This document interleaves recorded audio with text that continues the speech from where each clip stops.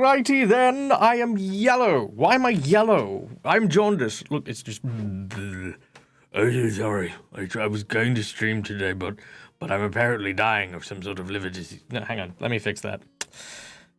Oh, white balance, why don't you like my face? Oh, no, I'll turn you off. There we go. Look, I'm all better. Hello, greetings, welcome, salutations, one and all. Myth, I hope that you and your family are well. Please enjoy this delightful Sunday, however you wish to enjoy it. But for everyone who is sticking around as well, welcome. Welcome in, one and all. My name is Michael, I'm the DAG Gamer, and welcome to DAG Reads, where we will be reading more of Emily Rodda's Rowan of Rin, a epic, gripping tale that has taken us some time to get through, but we're on our way. And yes, we've gone through now 4 books. Well, we're getting into the 4th book now, where we get to see the adventures of this young Bookshire farmer facing off against dragons, facing off against giant trees that put people to sleep and then devour them. And of course, more in the last episode, we got to see the choosing of a Maris folk leader, the keeper of the crystal, all with the help of our dear protagonist Rowan. But now the greatest challenge faces Rowan, an ancient evil that has besieged his people since the first landing of the people of Rin, and that is, of course, the dreaded Zebak, the painted-faced barbarians from across the sea who live in silver metal cities and are vicious, fierce warriors who had once enslaved Rowan's people. Well, they have captured Rowan's sister Anad, and it is up to him and a small group of friends to go into the lands of the Zebak and recover Rowan's sister. But yeah, that's what we're doing. That's where we're at. How you all doing? You all doing okay? You doing okay? You having a good time? I see Centauri. I see Hester. I see Schoolie. I see so many cool, wonderful, and amazing people here. And it is so good to see you all. Now, I have forgotten to do something, which, I'm just going to be doing in the background while we chat. But for those of you who didn't know, hey, guys, whoa. Hey, whoa, calm down. Okay, this is just a small stream, okay? Take what you want. Take my wallet. Welcome in, Promethean. And, of course, it's Fate's Grip, guys. Please, let's give a standing ovation to our 2 dear friends. Welcome in. How are you guys? How was your stream? Tell me all the things. Promethean, boom, there we go. Let's give you a quick old shout out here. Good morning. G'day. Playing Back for Blood. Nice. You know what? I bought Back for Blood, and I was supposed to play it with Thomas, aka Forgeling, and it's just one of those things that got away from me. I still have it. I've still not really properly played it. I really enjoyed it. It was a lot of fun. But yeah, I hope you had a great time. And of course, boom, there it is. It's Fate's Grip, our dear friends who we got to meet and hang out with at PAX. Let's see. They were playing. What were you playing? Wait, have I spelled that wrong? I feel like I spelled that wrong. I did spell that wrong. I did see I put it at. All right, let me try it again. It's Fate's Grip, not It's Fate Grip, Michael. And, of course, don't forget the shout-out. I'm a professional, I swear. Please. All right. Well. Yes, there you go. You're also playing Back for Blood. You're always playing Back for Blood. Guys, what was my invite? Huh? What was my invite? Yeah, go on. Tell me. Yeah, it's fine. Hope you guys had fun. Hope you guys enjoyed it. Like I said, it's a great game. Lots and lots of fun there. But for those of you who may not know who I am, hey, my name's Michael. I'm the DAG Gamer. This is my place. This is my face. Normally I do TTRPGs like Dungeons & Dragons, Pathfinder, Through the Breach, whole bunch of stuff. But today we're doing a chill DAG Reads, where I read a book because I'm literate and I want to prove it. No, because this book actually was my version of Harry Potter, right? Like, this is what got me into the fantasy genre when I was a wee lad. And so I thought I'd revisit this classic tale by Emily Rodda. If you're Australian, which I imagine many of you are, Emily Rodda was also the author behind the Deltora Quest series as well. So there you go. So lots of cool stuff that is coming up. Now, before we dive into it, we do have a couple of announcements to make. First of all, thanks to, of course, the incredible... You love the bookmark? It's a great bookmark. It's actually from a board game called Dragoncraft, which is a lot of fun. Highly recommend checking it out. It's by Cardboard Alchemy, and this came with the Kickstarter, and it's a very cool thing. This is Meatloaf. He looks after my book. Thank you for the follow. It's Fate's Crypt. It's always wonderful to expand our little crypt here.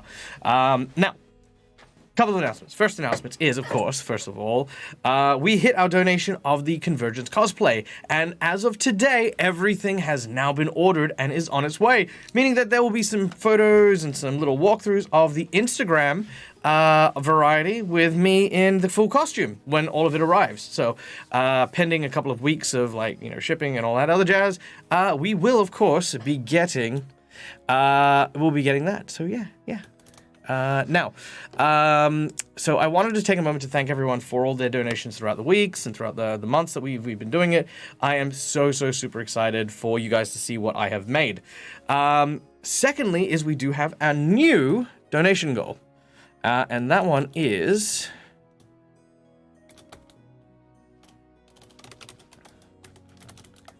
Now, I'm going to talk about it, but I'm not going to... okay, so let me explain it real quick. So for those of you who have been following my channel for a while, you will know that this time last year, I suffered a bit of a loss in the sense of our studio cat passed away last year. It was very, very sad, very, very touching. And for the most part, it's been a long and tough road for me and my partner, who been kind of doing stuff. We've been getting on with life and doing things. So there was that. Now we've got a new donation goal that we're trying to go for, and this is a personal goal. So again, if you don't want to donate to this, I'm not forcing you guys to donate to stuff, but but this goal that we're going to be doing for our DAG reads is going to be an actual custom-made plushie of our dearly departed pet. This is hopefully going to be in time for my partner's birthday, so that I can give her the birthday present of a replica plush toy of Mia. So that'll be really nice. So if you guys feel like donating to it, and again, please donate generously, but at the same time, donate responsibly. But if you do feel like helping us out, please, of course, consider doing so. There you go. And yes, the website that I was looking at to getting this is freaking beautiful. It looks like they really do a lot of justice to your loved ones and stuff like that. And yeah, there's the thing. Once I know that my partner is not watching, I will share links and stuff like that over on my Discord and places. So if you guys do want to also look at getting a memento, that's the word I'm looking for. If you want to get a memento of dearly departed loved ones, I can give you the website and I will share it with you. If you want it sooner than that, just let me know, and I'll pass it on as well. Mac, thank you so much. That is so generous. You're so kind. It's so appreciated. Mwah. You are a delightful and wonderful human being. Thank you. You know the website I'm talking about? Yeah, it's such a good one too. And I think honestly, it's gonna mean a lot. And I'll while it is a present for my partner, I'll obviously be wrapping it up and stuff like that as a birthday present. But I might also do an on-stream reveal for me actually having a look at it and seeing it myself, because obviously I want to make sure it looks good, and stuff like that. So yeah, let me just turn that's a bit bright in my face. There we go. That's much better. Okay. Cool. So, ladies and gentlemen, boys and girls, without any further... Hello? Nope. Okay. All right. Without any further ado...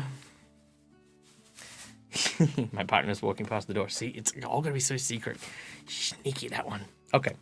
Without any further ado, guys, let's read a book today together, you and me. So grab your beverage, whatever relaxing, calm... Wait, what am I waiting for? Am I waiting? Okay, holding. Don't you know when mischief can happen in Crimson Throne? Decisions. Well, you know what? Wait for mischief, because the donation goal will be up for those ones as well. Definitely. Is my camera flipped? Well, it kind of is flipped. Yeah, I mean, that's my left side, which should be camera left at the moment. Maybe. Could be flipped. I mean, I don't know. I flip. Look, here's a big secret. Right, you ready? This is a big DAG secret. If I'm on a stream and I'm talking to someone, right? What I like to do is I like to look at my Zoom chat, which is over here, but make sure that I'm looking at everyone, or if I know that I'm looking at my cast member and I know that cast member 1 is here, cast member 1 is there, cast member 2 is there, I might flip my camera to make it easier so I'm not just spending most of my time going, what lovely curtains I have, and I can actually look at this screen at the same time. So sometimes I flip it, sometimes I don't, depends on what I need. But yes, I don't know if it's flipped at the moment. All right, let's say we get started. Shall we do the thing? We do the thing? Yeah, let's do the thing. Okay, so where we had left off, Rowan and company had lost sight of Zeal, the half-traveler Zebak. The traveler who was born a Zebak. Late last night, she had shown that they were even so far gone from the Zebak, being raised across the oceans. She still had some very inherent memories of living here in the city and how it sort of worked. Slowly but surely, we saw Zeal start to become more paranoid and start to become more, kind of frightened by stuff.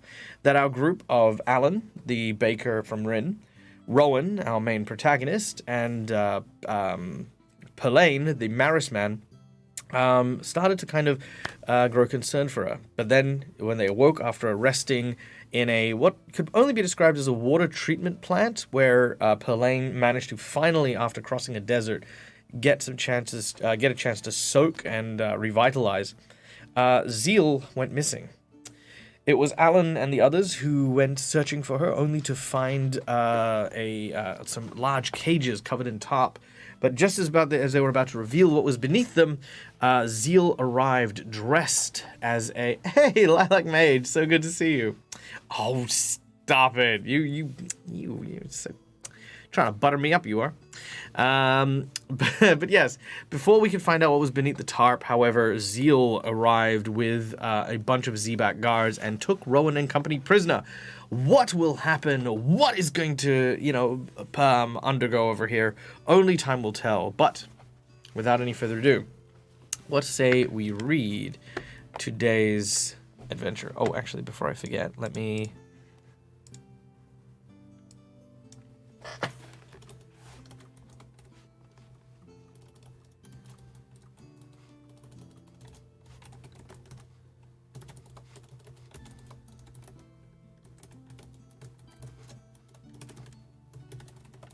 There we go. Yeah. All right, here we go.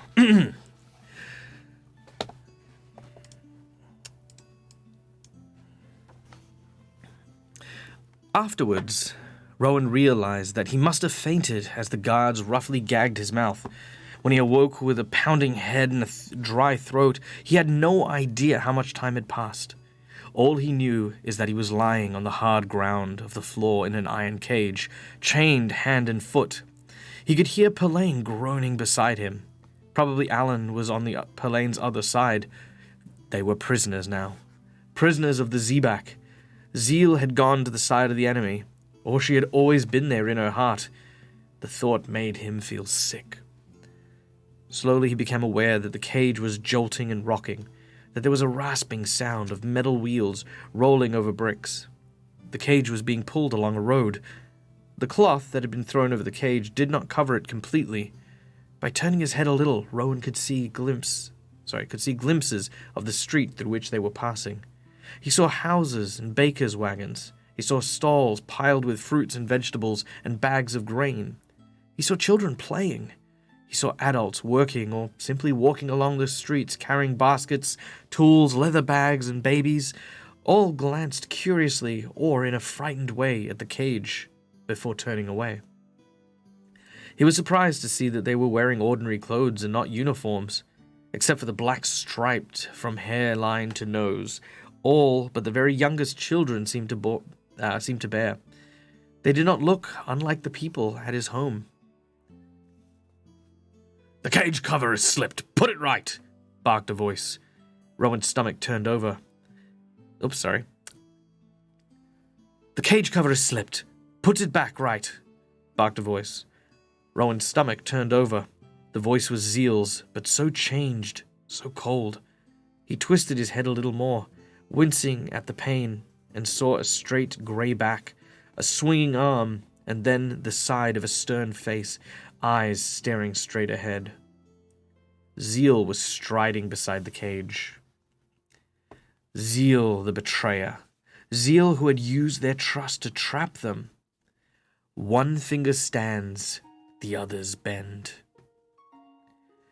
If Urks see the prisoners, what does it matter? Growled another voice that Rowan seemed to recognize.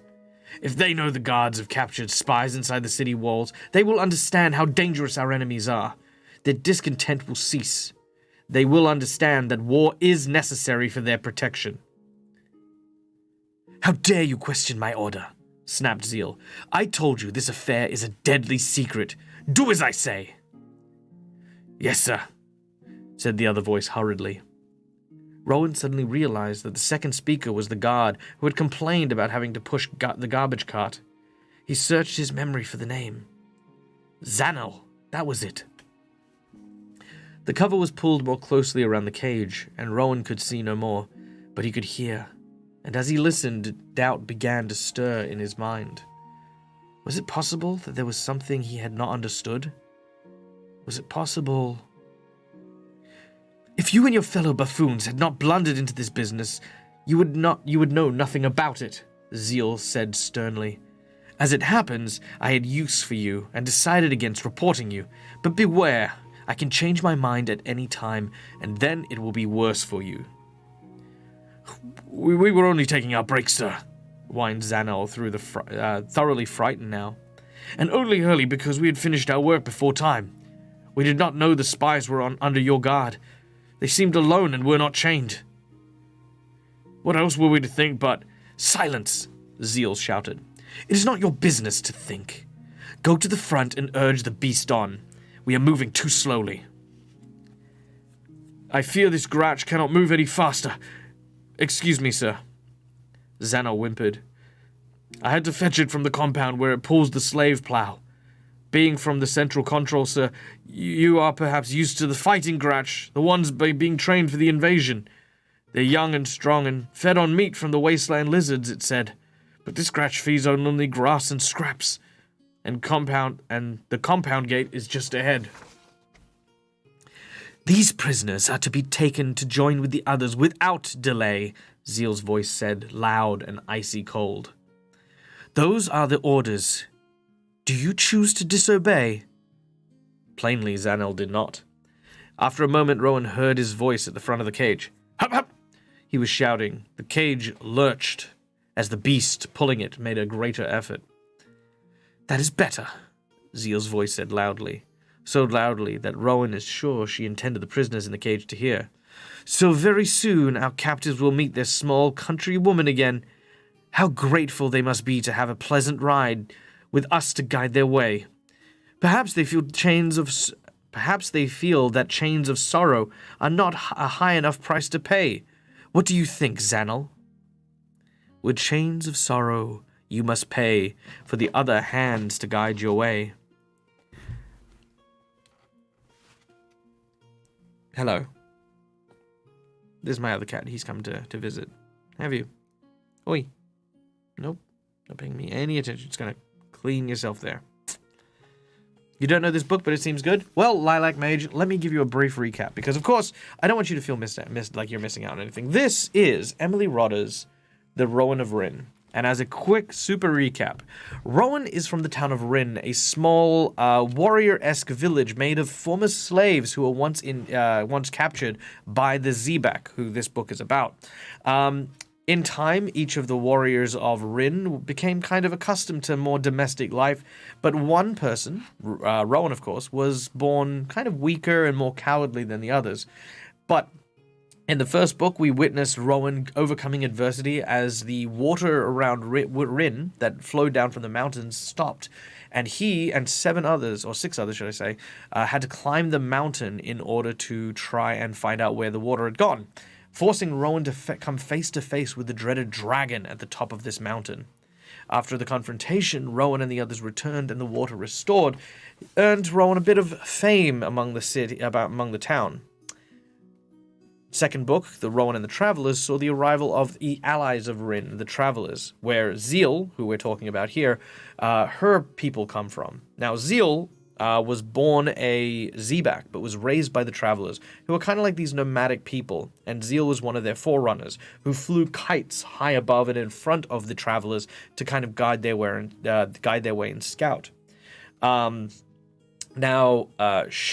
that book, in the second book, Rowan's people, who had brought berries down from the mountain, fell under a sleeping sickness, and together with Alan the baker, who is also in Rowan's company here, they managed to confront the Travelers and learn the secret that the berries actually killed the Travelers' ancestors, luring them in with the smell of sweet berries, putting them to sleep, and then monsters rising up from the ground devoured the people. So Rowan was able to thwart that plan and expunge the plant monsters from his town, yet again becoming a hero of Rin. In the third book, it was discovered that Rowan's mother, Jiller, had actually descended from a group of the Zebak slaves who... Okay, how to explain this? There are the people known as the Maris, who are like amphibious humanoids that rely on a choosing in order to select their leader, who gains the power of a crystal. They are then known as the Keeper of the Crystal. Now, there used to be 4 clans, but the Zebak, during an invasion, wiped out one of the clans, meaning that the person who would normally choose the Keeper of the Crystal was gone. A slave from the Zebak, who was later discovered to be one of Rowan's ancestors, became an ad hoc chooser, and so Rowan's family has always, at the time of a new keeper needing to be chosen, gone to the Maris people and served as their chooser. However, his mother was poisoned and the duty fell to Rowan, and after a grand series of challenges and tasks with the candidates who would be keeper, Rowan made his decision and he became the chooser of the Maris people. It is there that he met Perlane, the Maris man, who is currently again in the group's company, making our group of 4 individuals: Rowan, Zeal, Perlane, and Alan. In this book, it seemed all was well, and Rowan's mother was about to marry John of the Orchard, like somebody who he'd gotten to know over the last few books. But at the wedding, his sister Anad was grabbed by a giant lizard creature, and dragged across the ocean to the home of the Zebak. Rowan's friends have all rallied around him and went to go speak to the old lady Sheba in order to gain some insight into where Anad might have been taken. And with Sheba's directions and his 4 companions, Rowan is now in the land of the Zebak looking for his sister. Now, Sheba has always, in every single book, spoken in code of a rhyme, which is supposed to help our group along their way. The rhyme for this book is as follows. 5 strange fingers form fate's hand. Each plays its part at fate's command. The fiery blaze the answer keeps, and till its time each secret sleeps. When pain is truth and truth is pain, the painted shadows live again. 5 leave, but 5 do not return. Vain hope and pride in terror burn. And with that rhyme and with that riddle, our group is trying their hardest to save poor Anad. Now, along the way, they've also been given other clues and other riddles, and the riddle that they're currently going through is this one. Let's just read this one real quick. Also, hey, Raiders from Be Broughtist. I'm going to hope that I said that right. I do apologize if I didn't. Welcome in. We're reading a book, Rowan of Rin, by Emily Rodder. If you have any questions, please ask. We're a very friendly community, and normally we do TTRPGs, but today's nice and chill, nice happy vibes. Let's see. Here we go. Okay, this is the new riddle. Okay. The one who first heard Zebak's bell must use the truth the mirror tells. The hand must bleed to others' reach. One finger stand... Sorry. Let me try that again. The one who first heard Zebak's bell must use the truth the mirror tells. The hand must bleed to reach the end. One finger stands, the other bends. With chains and sorrow you must pay for other hands to guide your way. So the one who first heard the Zebak's bell was likely Zeal, because Zeal was born into the Zebak culture. Using the truth to Mira's tell, we found out when the group woke up and Zeal was gone, they followed the marks on the mirrored walls of the compound they were in to find, where they ended up. The hand must bleed to reach its end. That was, the markings were like fingerprints, along the way. One finger stands, the others bend. So this is, they're interpreting it as Zeal is, sort of pretending to be a Zebak, while the others are enslaved and kind of like kept. With chains of sorrow you must pay for other hands to guide your way. Now, this bit here is where it's important, because right now, as the group is being taken through the city of the Zebak, Zeal has just said, "So very soon our captives will meet their small countrywoman again. How grateful they must be to have a pleasant ride with us to guide their way. Perhaps they feel the chains of sorrows are not too high a price to pay. What do you think?"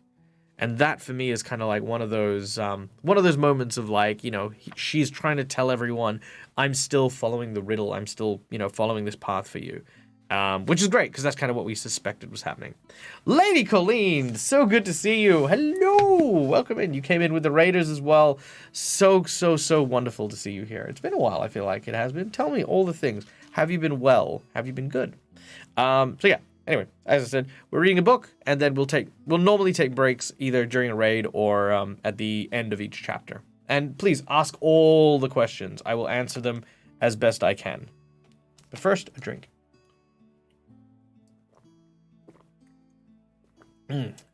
Hey, Thainenda, guys, good to see you. Welcome in. Great, my son just raided you.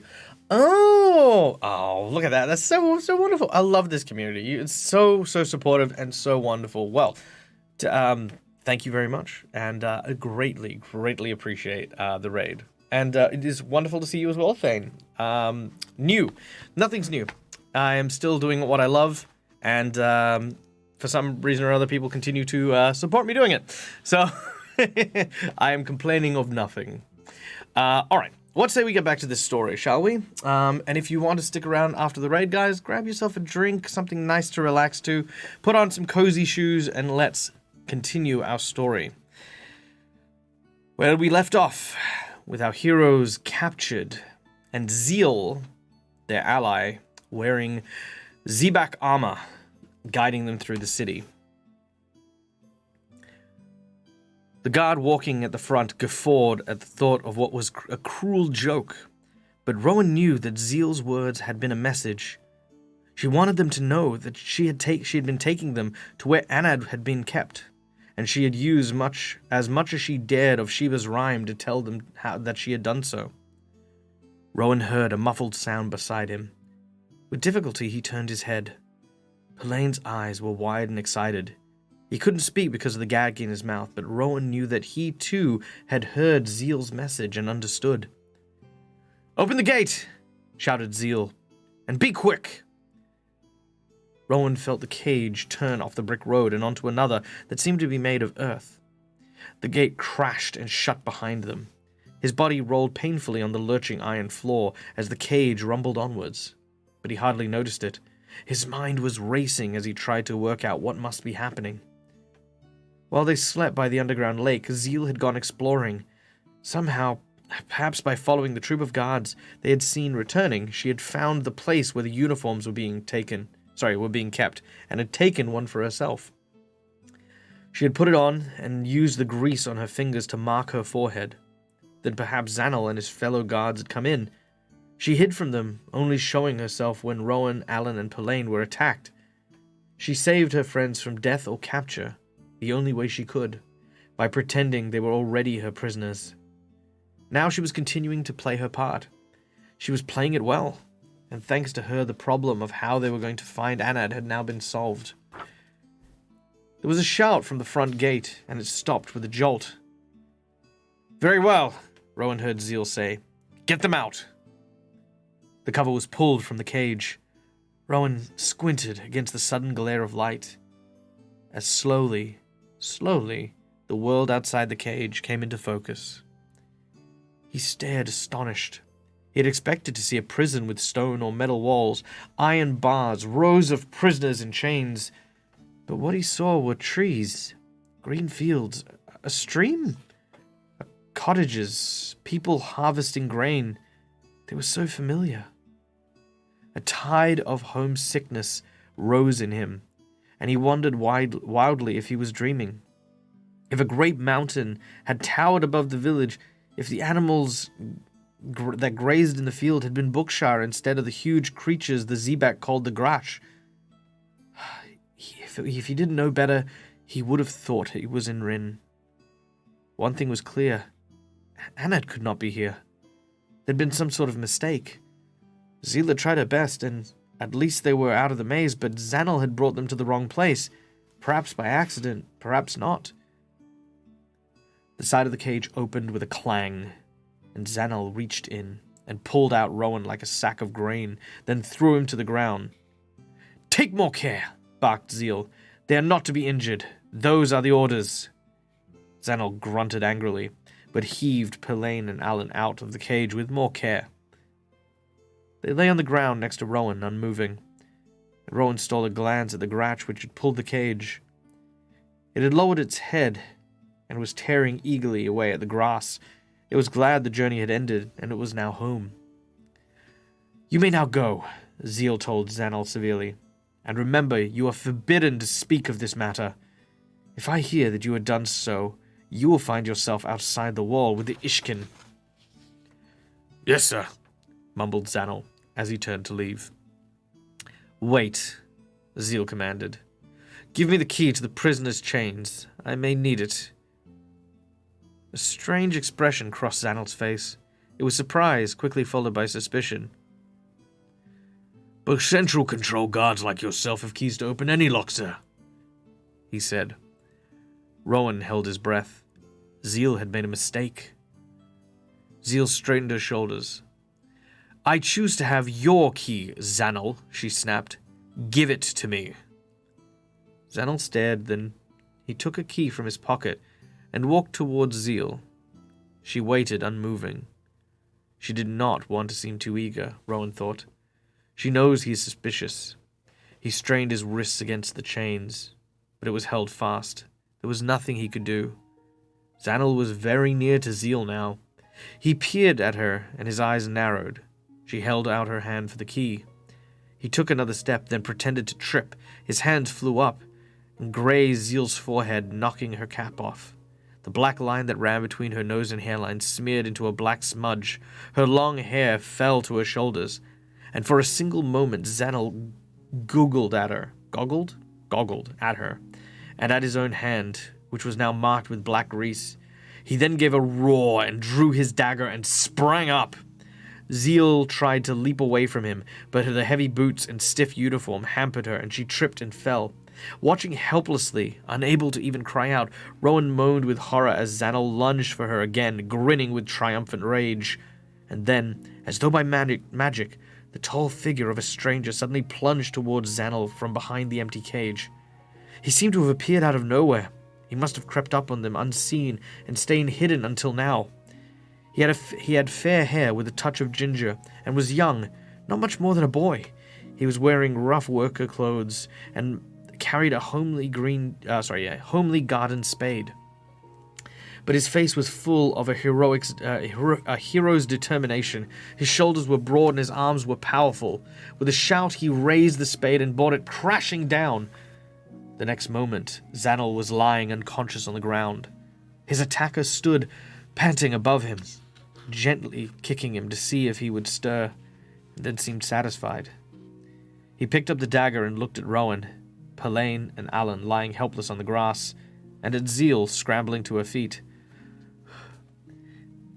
"I am Norris," he said.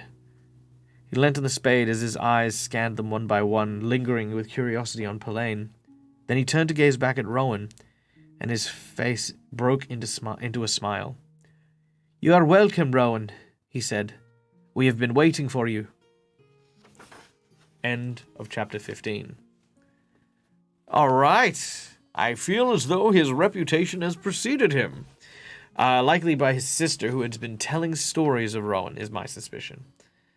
Oh boy, if she can blend in so easily, maybe there's someone who could look an awful, looks like an awful like her in the ranks. Yeah, mistaken identity. Maybe. Waiting for an interesting twist, like she's secretly the lost daughter of the leader general. Ooh, that could be a cool twist. I could definitely see that happening.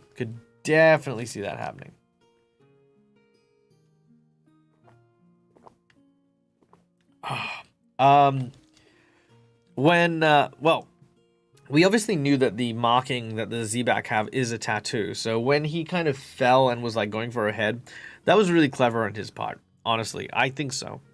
I mean, yeah, she did make a mistake. She didn't know about the keys and stuff like that, and like honestly, like especially when you're talking about spies, presuming that Rowan, Pelaine, and Alan were spies, Zenel was like already pretty like on guard for it. So mistakes were made, but it seemed like the advantage here was that Zanel was on his own, meaning that he had a chance to leap up. But what he really should have done was gone back, retreated, and sounded an alarm. But hey, that's the risk you take. I think Norris is part of the resistance, trying to fight against the Zebak from the inside. Ooh, that's a good idea. That's a good thought. I think that when the Zebak invaded the country that Rowan's from, I think they didn't bring all the slaves. So I think that these people are Rowan's people. I think these are the same as the people of Rin, but these are the ones that didn't get liberated. These are the ones that weren't saved. That's my thought. But maybe they are some sort of like, Zebak resistance. Maybe the people of Rin are Zebak who don't get the tattoo, and that's maybe an important thing. Maybe it's like a caste system type thing where it's like only certain people get the mark, Like it's like worker ants, right? You're the worker, you're a soldier. You're a worker, you're a soldier. You're a worker, you're a soldier. You know what I mean? Like maybe that's how they do it. Who knows? I guess we'll have to wait and see and find out. All right, let's continue this chapter, shall we? Chapter 16, Surprises. Dumbfounded, Rowan stared at Zeal's rescuer. His first thought that Norris looked a lot like Strong John, though he was much younger, still under 20 years by his broad, smooth face. Keeping her eyes on Norris, still not sure of him, Zeal bent to unlock Rowan's chains. As she moved on to Alan and Pelaine, Rowan sat up with relief and tore the stifling gag from his mouth. How do you know my name? He asked, huskily. Look, I can't do his voice huskily. That's what you're getting. Just then, the Grak, which had quietly gone back to eating grass, raised its head and gave a grunt of pleasure. Rowan looked behind him and saw that an old man with long white hair and a beard was hobbling towards him from one of the old cottages. He was small and thin and looked very worried. Oh, Norris. Oh, no. All right. Right. I think all these old guys are going to be Irish to a certain degree. Oh, Norris, he sighed as he reached him. Again you've acted without thinking, and used your strength instead of your wits. My poor boy, what am I to do with you? As he spoke, he fondled the Grak which had lumbered up to him, dragging the empty cage. Norris's face was flushed, and he hung his head. It was clear that he felt clumsy and shamed. Rowan was sorry for him. He well understood what it was like to be a disappointment to the others. How often he had felt that for himself, but for the entirely opposite reason. Zeal stepped forward.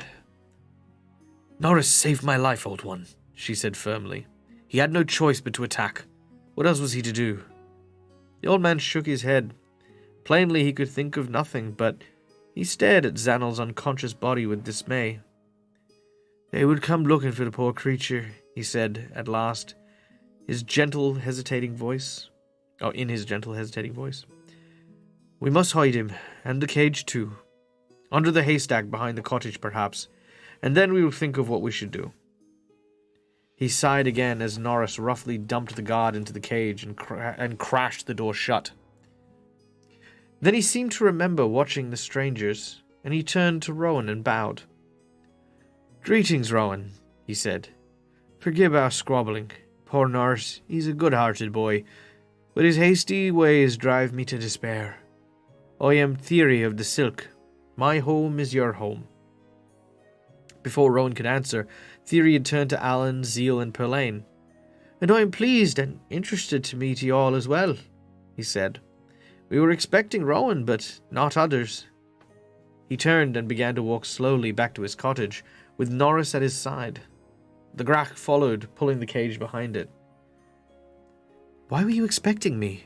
Rowan burst out, stumbling after them. Your sister told us that you would come, Theory said simply. Anad? Rowan's heart leaped. She is here! Theory looked mildly surprised. Of course she is. Where else would they put a new slave? We thought that she would be put in a prison, said Perlane. By his polite voice and veiled eyes, Rowan could see that he thought the old man was either simple-minded or not to be trusted. Theory stopped. This is a prison, my friend, he said. In the compound we are prisoners of the Zebak as surely as if we were in iron cages. He lifted his stick and swung it so that the tip pointed out high above them, where you could see a wired fence that stretched around the green field.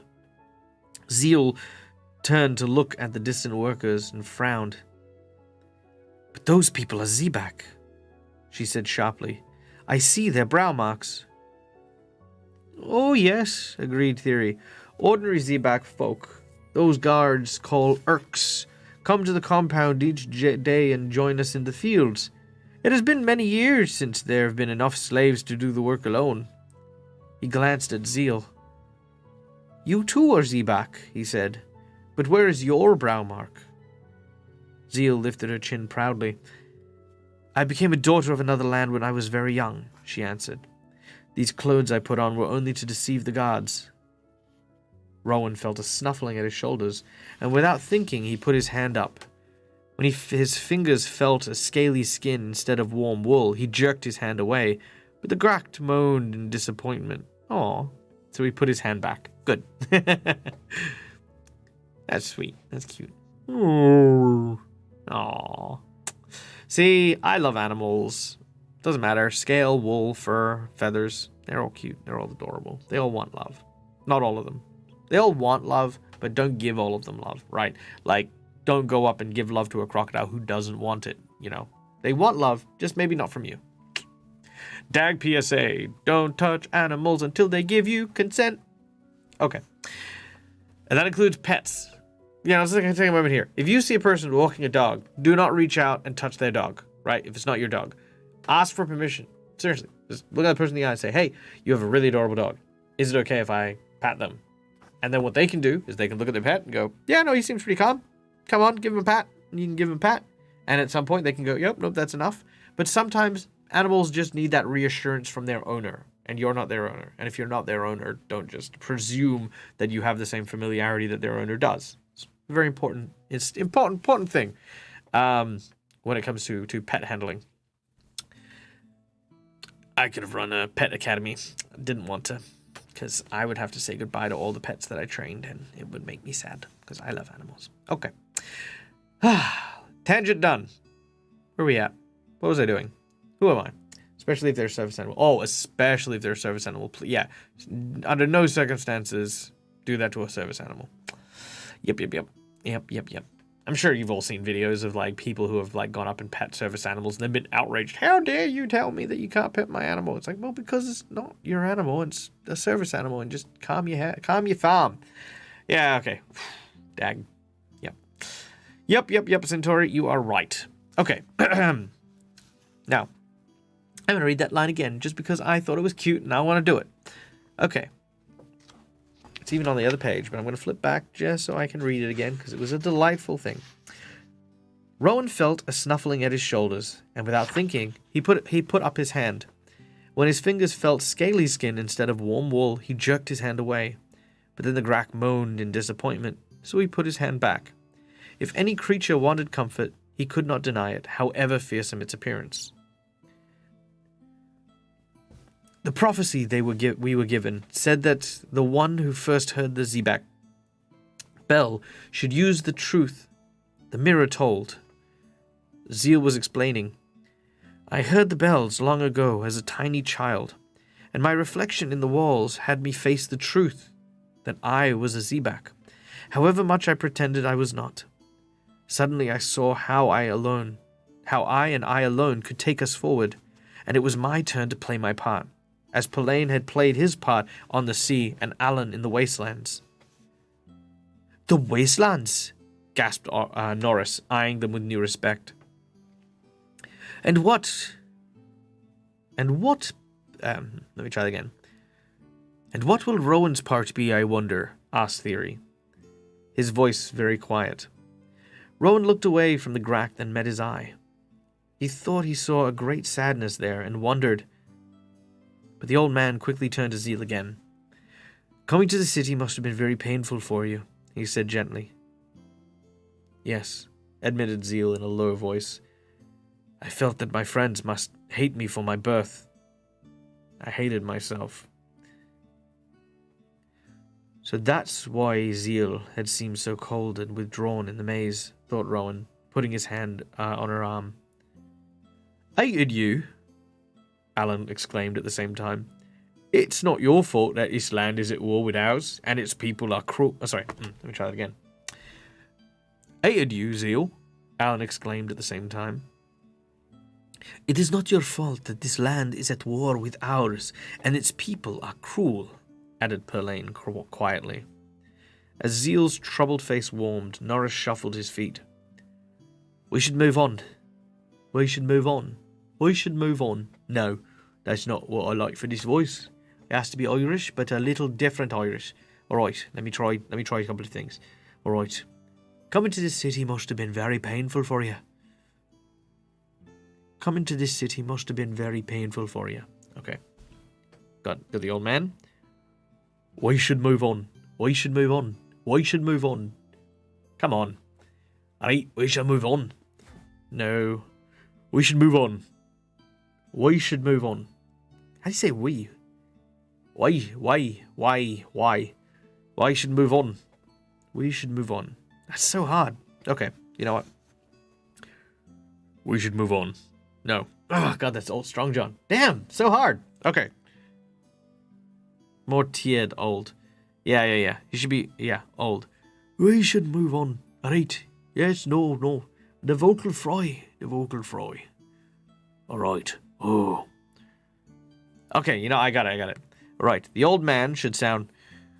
The quick brown fox jumped over the lazy dog. The quick brown fox jumped over the lazy dog.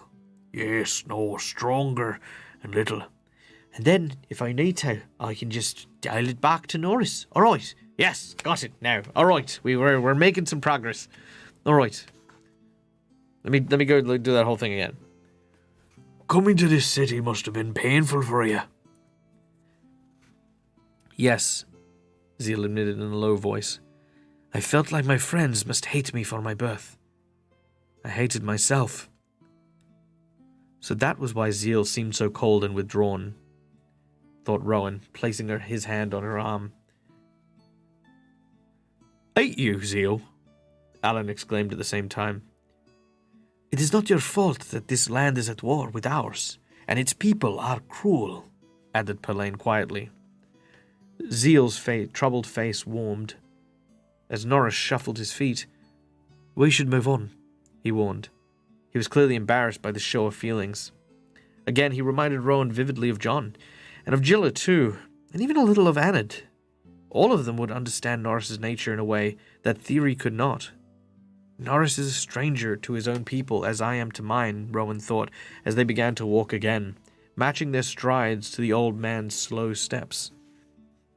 The cottages were now not far ahead, and Rowan noticed for the first time that all but one from which Theory had come from were in ruins. The roofs were full of holes, the doors sagged open, and their windows broken. He wanted to ask Theory about this, but the old man had been thinking about Perlaine's last words and was speaking again. The Zebak people are not cruel by nature, he said, shaking his head. Most are a little stern, but that's all. The guards are the cruel ones. They use their whips and their boots freely to show their power. Most ordinary folk would escape the lands if they could, but the sea is their path to freedom, and it has been forbidden to them for many years now. He turned to Zeal.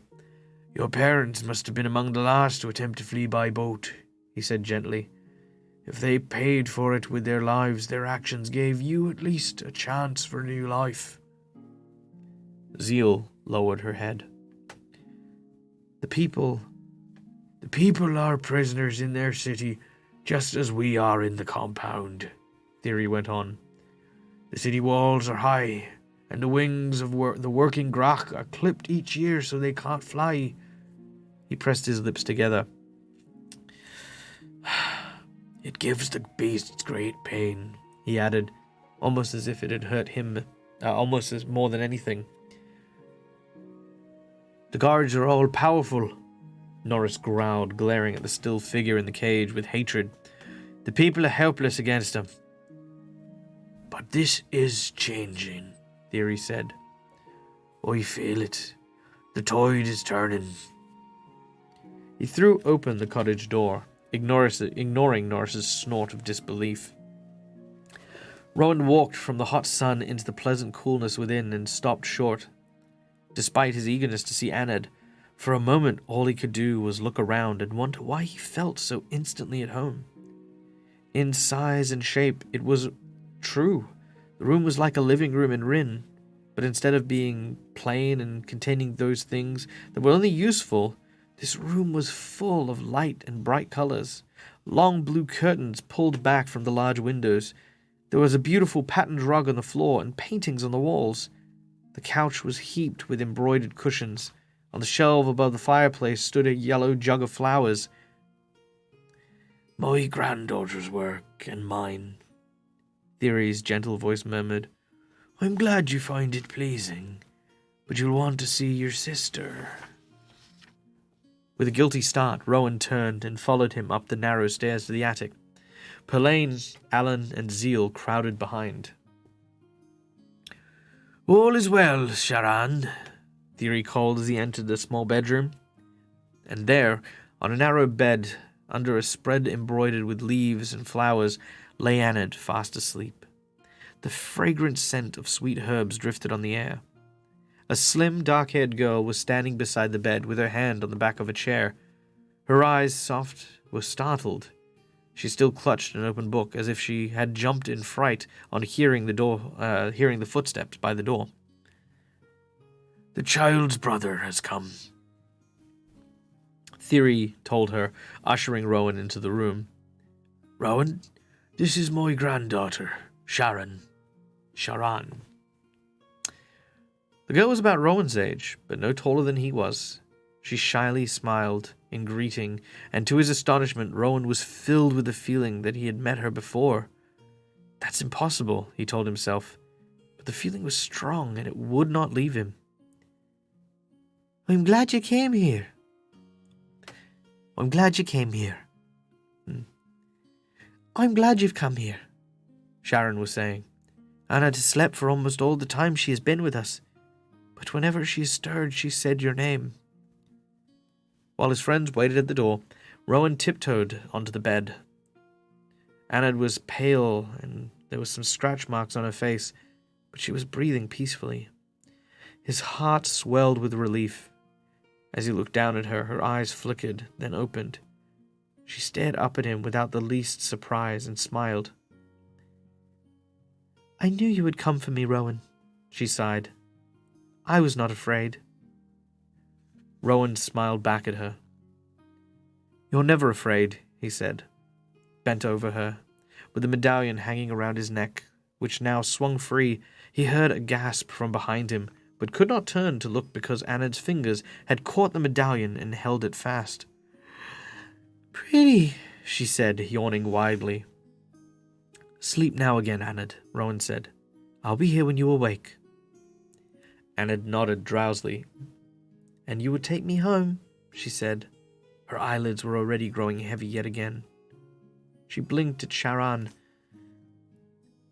My brother's a great hero, you know, she murmured. Then her eyes closed.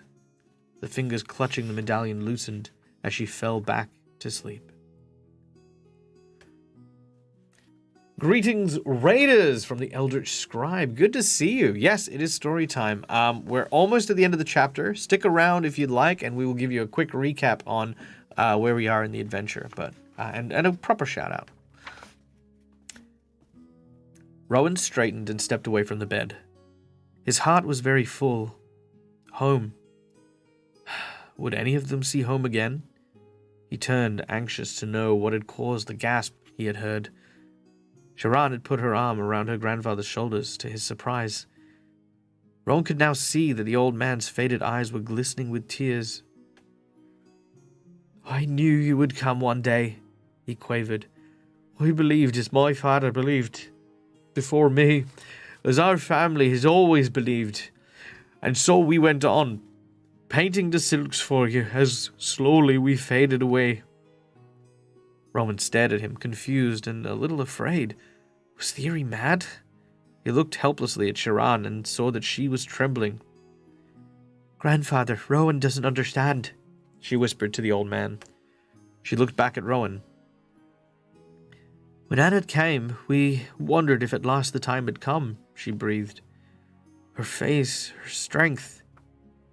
She broke off, swallowing desperately to hold back her tears. "We hoped, but we could not be certain," she went on. "And then, just now, to see the medallion and know. It is a great happiness for grandfather and for me, but a great shock also." Rowan shook his head. He felt in a daze. "What is this place?" He stammered. Who are you?" "We are your people, Rowan," she said softly. "All that are left, and this is your place. This is Rin." All right, and that is the end of chapter 16. Now, super quick, welcome in, the Eldritch Scribe. It is so good to see you. How was your stream? What is going on? Tell me all the things. How are you, my friend? Today we are doing a, let me see if I spelled that right. Dungeons and Dragons. Nice. Doing some D&D stuff. How was your game? How was your stream? Did you make stuff? Did you play stuff? What was going on? Long story short, this book, Rowan of Rin, is a 5-part series that I read when I was a kid. We're reading it now. Long story short, Rowan comes from overseas, from a group of people who were once slaves to the people known as Zebak. Rowan's sister had been kidnapped by a giant flying dragon-like lizard thing, and he has crossed the ocean, crossed the desert, gotten past a giant steel wall around the city of the Zebak, and has been captured, quote-unquote, by the Zebak as a subterfuge, and is now in a compound where they keep prisoners. And it turns out that the prisoners are the people of Rin, so the people that Rowan grew up with. So we mentioned it before. So I think now we can actually say that yes, that is correct. We are right with what we suggested, which is that the people that Rowan has met here in the land of the Zebak were the people who could not escape slavery back many years ago when Rowan's actual family, the ones back home at Rin, also Rin. I'm going to call it Zebak Rin and Rin, okay? The people of Zebak Rin, who, some of those people had escaped, broken free, and made Rin somewhere else. That's not going to get confusing. It's going to get hugely confusing. Afon0815, subscribed for 20 months in a row. Afon, I feel as though maybe perhaps you've changed your name, because I swear I am not so dismissive that I would not know someone who is in my community who has subscribed for 20 months. I hope I do know who you are, and I hope it is true. If you have subscribed to me for 20 months, and Noria, thank you. Hi, Noria. Yeah, I knew it. I know I'm not that. See, I'm not that. Okay. I've never in my life considered myself to be famous, right? But I swear that if the day comes in where someone has been following me for that amount of time and I don't know exactly who they are, I feel as though I've lost a part of myself. So Noria, welcome. It is so good to see you. How are you, my dear? I hope you're doing well. But I will now call you Afnon because Afon, because that's what we're going to call you now. Unless you would like me to keep calling you Noria, that's also fine. Whatever. That means but yeah. What's happening? I don't know what's happening. Okay, so they found Anad. Yay. That's great. I'm happy that Rowan has found Anad. Now Rowan is wearing this medallion that was given to him by Sheba. So Sheba's had this medallion for ages, which makes sense, especially if Rin, the people of Rin, came from the Zebak Rin, right? Makes perfect sense. Now that Rowan's come back with the medallion, there must be another prophecy. There has to be something, right? Because these guys are like, we are your people. Now, does that mean like Rowan specifically? Because Rowan's like weak and smart and cunning and witty. Does that mean like Rowan belongs with the Zebak Rin people, and like Norris, who's like the big, strong kind of workhorse, does he belong with the people of Rin, who are warriors, right? Was it just a case of like, Freaky Friday, you kind of swapped the wrong babies or something? I don't know, like what happened there? I'm really interested and invested in finding out. I'm fine, busy working on my D&D campaign. Nice. You prefer to be called Afnon now. Yep, done. Done. By the way, the numbers are just my birthday. 0815, 15th of August. Yeah, maybe. I hope so. Maybe. I don't know. Figure that. I mean, we don't have a 15th month. No, Michael. Well done. Yep, sorry. Look. Hoopla. We thought they were all launch codes. You know what? I'd buy it. I'd put it in. You go up to like a little thing. It's like, breaking in like CSI style. Oh, not CSI, like freaking Mission Impossible style. Breaking into like a museum and then just being break in to Afon's house. Yeah, see how it is. Okay, and also thank you for the follow, Hoopla. So yeah, we're reading this book. If you have any questions, please ask. We will answer them as best we can. But right now, our main character, Rowan, who has traveled across the Dark Ocean, past the wastelands, through the metal maze-like city of the Zebak, has now found his people and his city. Same day as Napoleon Bonaparte. It's a very memorable day. Very memorable day.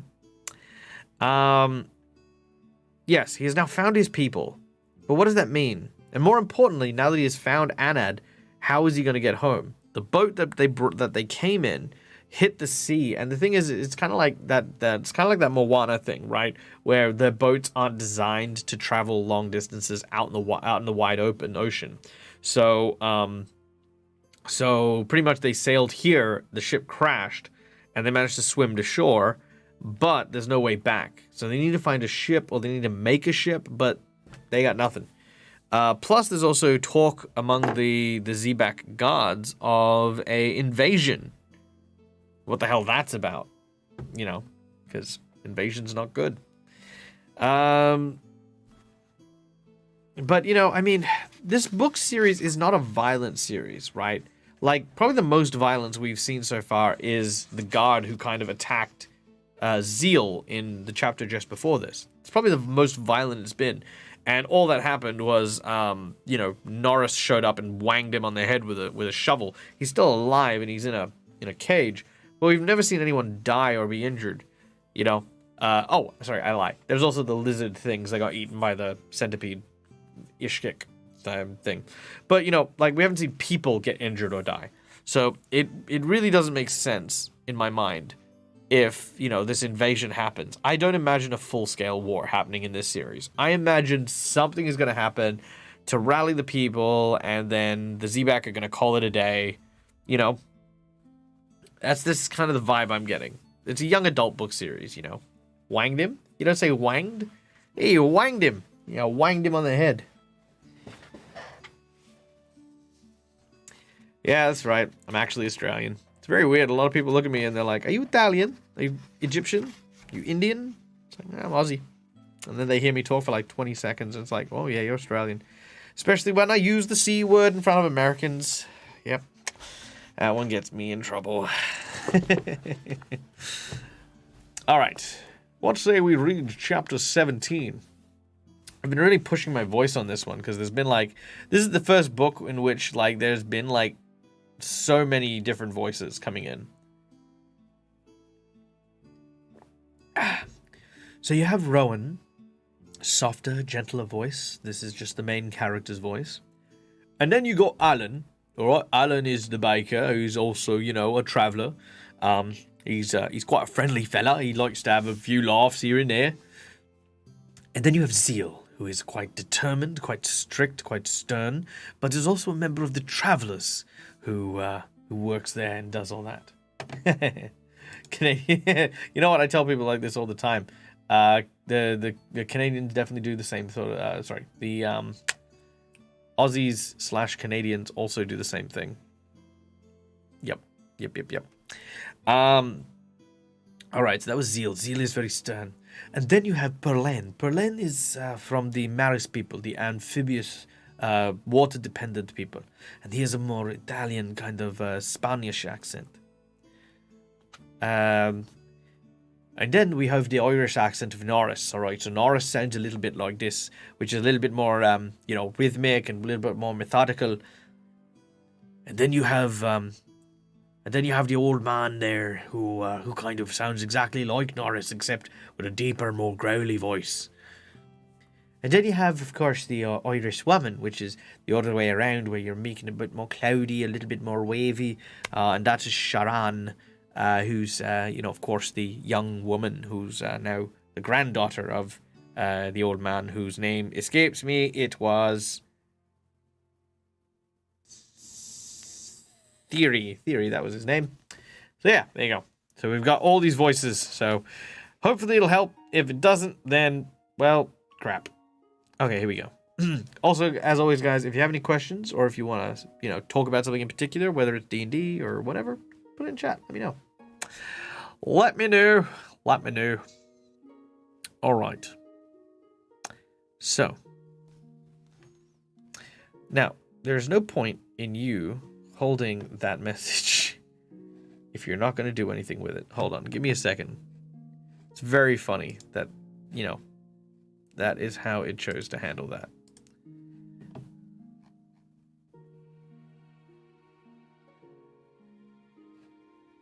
All right, let me reset that real quick.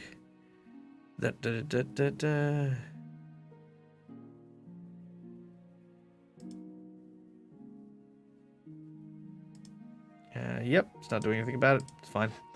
I was gonna just allow it, but whatever. It's just gonna be behind my head for the rest of the stream. Okay. So, chapter 17, Painted Shadows.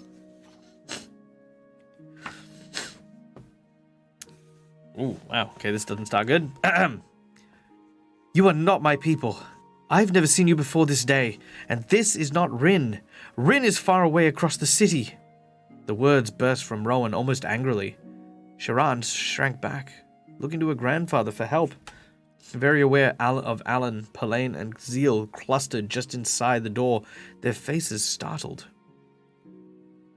They called their new home after their old, Sharan, the old man murmured. Their memories have been taken from them, but the name came to them and they used it without knowing why. Who? Rowan demanded. Who are you talking about? He found he was shaking. Your ancestors, Theory said.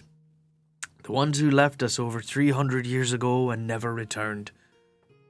Rowan stared open-mouthed. Theory smiled wearily and slumped down on the chair beside Anad's bed. I am very tired, he said. You must show him, Sharan, my dear. I will watch over the child. Sharan was plainly worried about him, but obediently she beckoned to Rowan, and together they followed Zeal, Alan, and Perlain down the narrow stairs. Sharan took a folded sheet from the cupboard. She then led them out the back door of the cottage and into the open air. Beyond the vegetable garden, a large haystack stood. Norris was forking hay over the iron cage, which was already almost completely covered. The gratch grazed peacefully nearby. It looked up as they came out, but it saw that Theory was not with them and lost interest and went back to feeding. Their friends followed Sharan down some stone steps, which led to a cellar below the cottage. Inside was dark and cold as the grave. But the girl lit a candle. Bundles of root vegetables and stacks of firewood came into view. The lights flickered eerily on the walls. You know what? This is bugging me. Hold on. Hold on. Because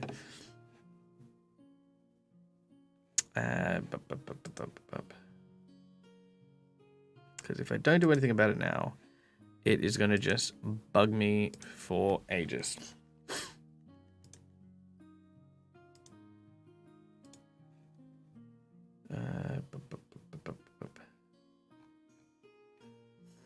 Okay, where do I do this with?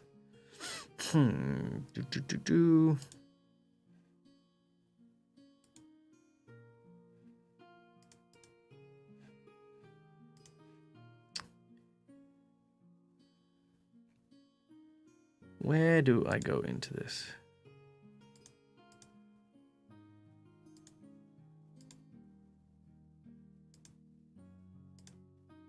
Come on.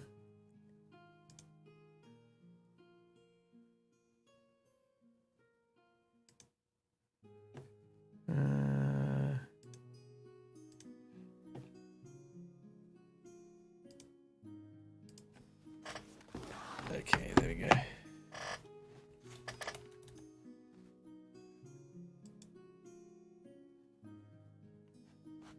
Okay, hopefully that fixed it. If it didn't, then too bad. Nope, it's just gonna say the word again.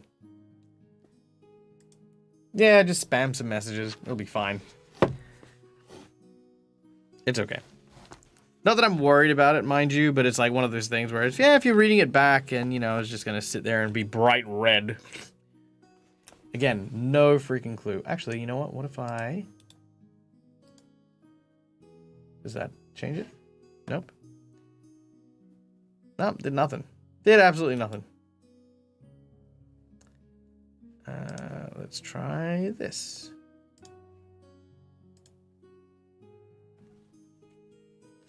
Yay, there we go. Fixed it. It is fixed. Duck. Good. Okay. I don't think anything of it, like I said, I was talking about it, so it's fine. Nerd. Yeah. Okay, here we go.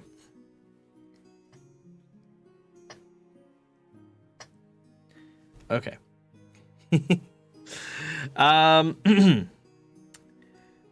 Shadows were flat, black monsters crawling on the stone. Sharan took a pointed iron bar from its place against the wall and carried it to the room's darkest corner, then stuck it between a gap between the cornerstone and the wall. Seeing what she was trying to do, Zeel and Alan went to aid her, adding their weight to the bar so the stone was raised, and beneath it was a dark hole. Sharan thrust her arm in and drew out a chain that was attached to a hook somewhere near the top. She pulled, and soon a large box swung into view, dangling from the end of the chain like a fish on a line. She placed the box on the floor and opened it. Inside were dozens of thin rolls of silk.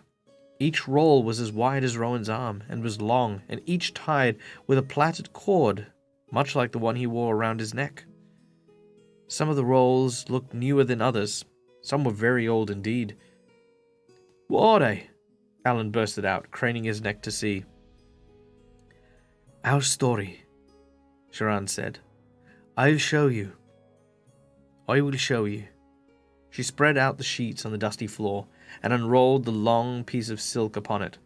One by one, starting with the oldest, in the flickering candlelight, painted figures and scenes to leap up at them from the silken background, clear, bright colors brought to glowing life of a time long ago. This village full of people in sturdy cottages, men, women, and children working fields, mottled grach pulling plows, Zebak guards, chains, and iron cages. Rowan's hand burned. The painted shadows live again. Each silk told a different story, and all the stories put together made a longer tale, a sad and terrible tale that had been 300 years in the telling. Long ago, Rowan, our people were one, she said, moving over the oldest silk. We had been slaves of the Zebak so long that our oldest histories had been lost, for the Zebak had killed anyone who had mentioned the times past. We worked the fields, growing food for the city. There were many of us, brave and timid, strong and weak, those who could paint and sew and heal the sick, and those who could climb, run, and fight. She repeated a lesson she had learnt long ago, and the words came easy, but her eyes were sad, as though for a moment she was living the past and grieved. 300 years ago, the Zebak leaders made a great plan to invade a land across the sea, she went on. They had fought the people of that land before and knew they would defend themselves with all their strength. Many Zebak would die, so they decided to add to their forces, taking the strongest and bravest of us to be trained as warriors and sacrificed to the cause. Such was the roaring in his ears that Rowan could hardly hear the voices as they continued. He did not need to. One painting showed the story all too clearly.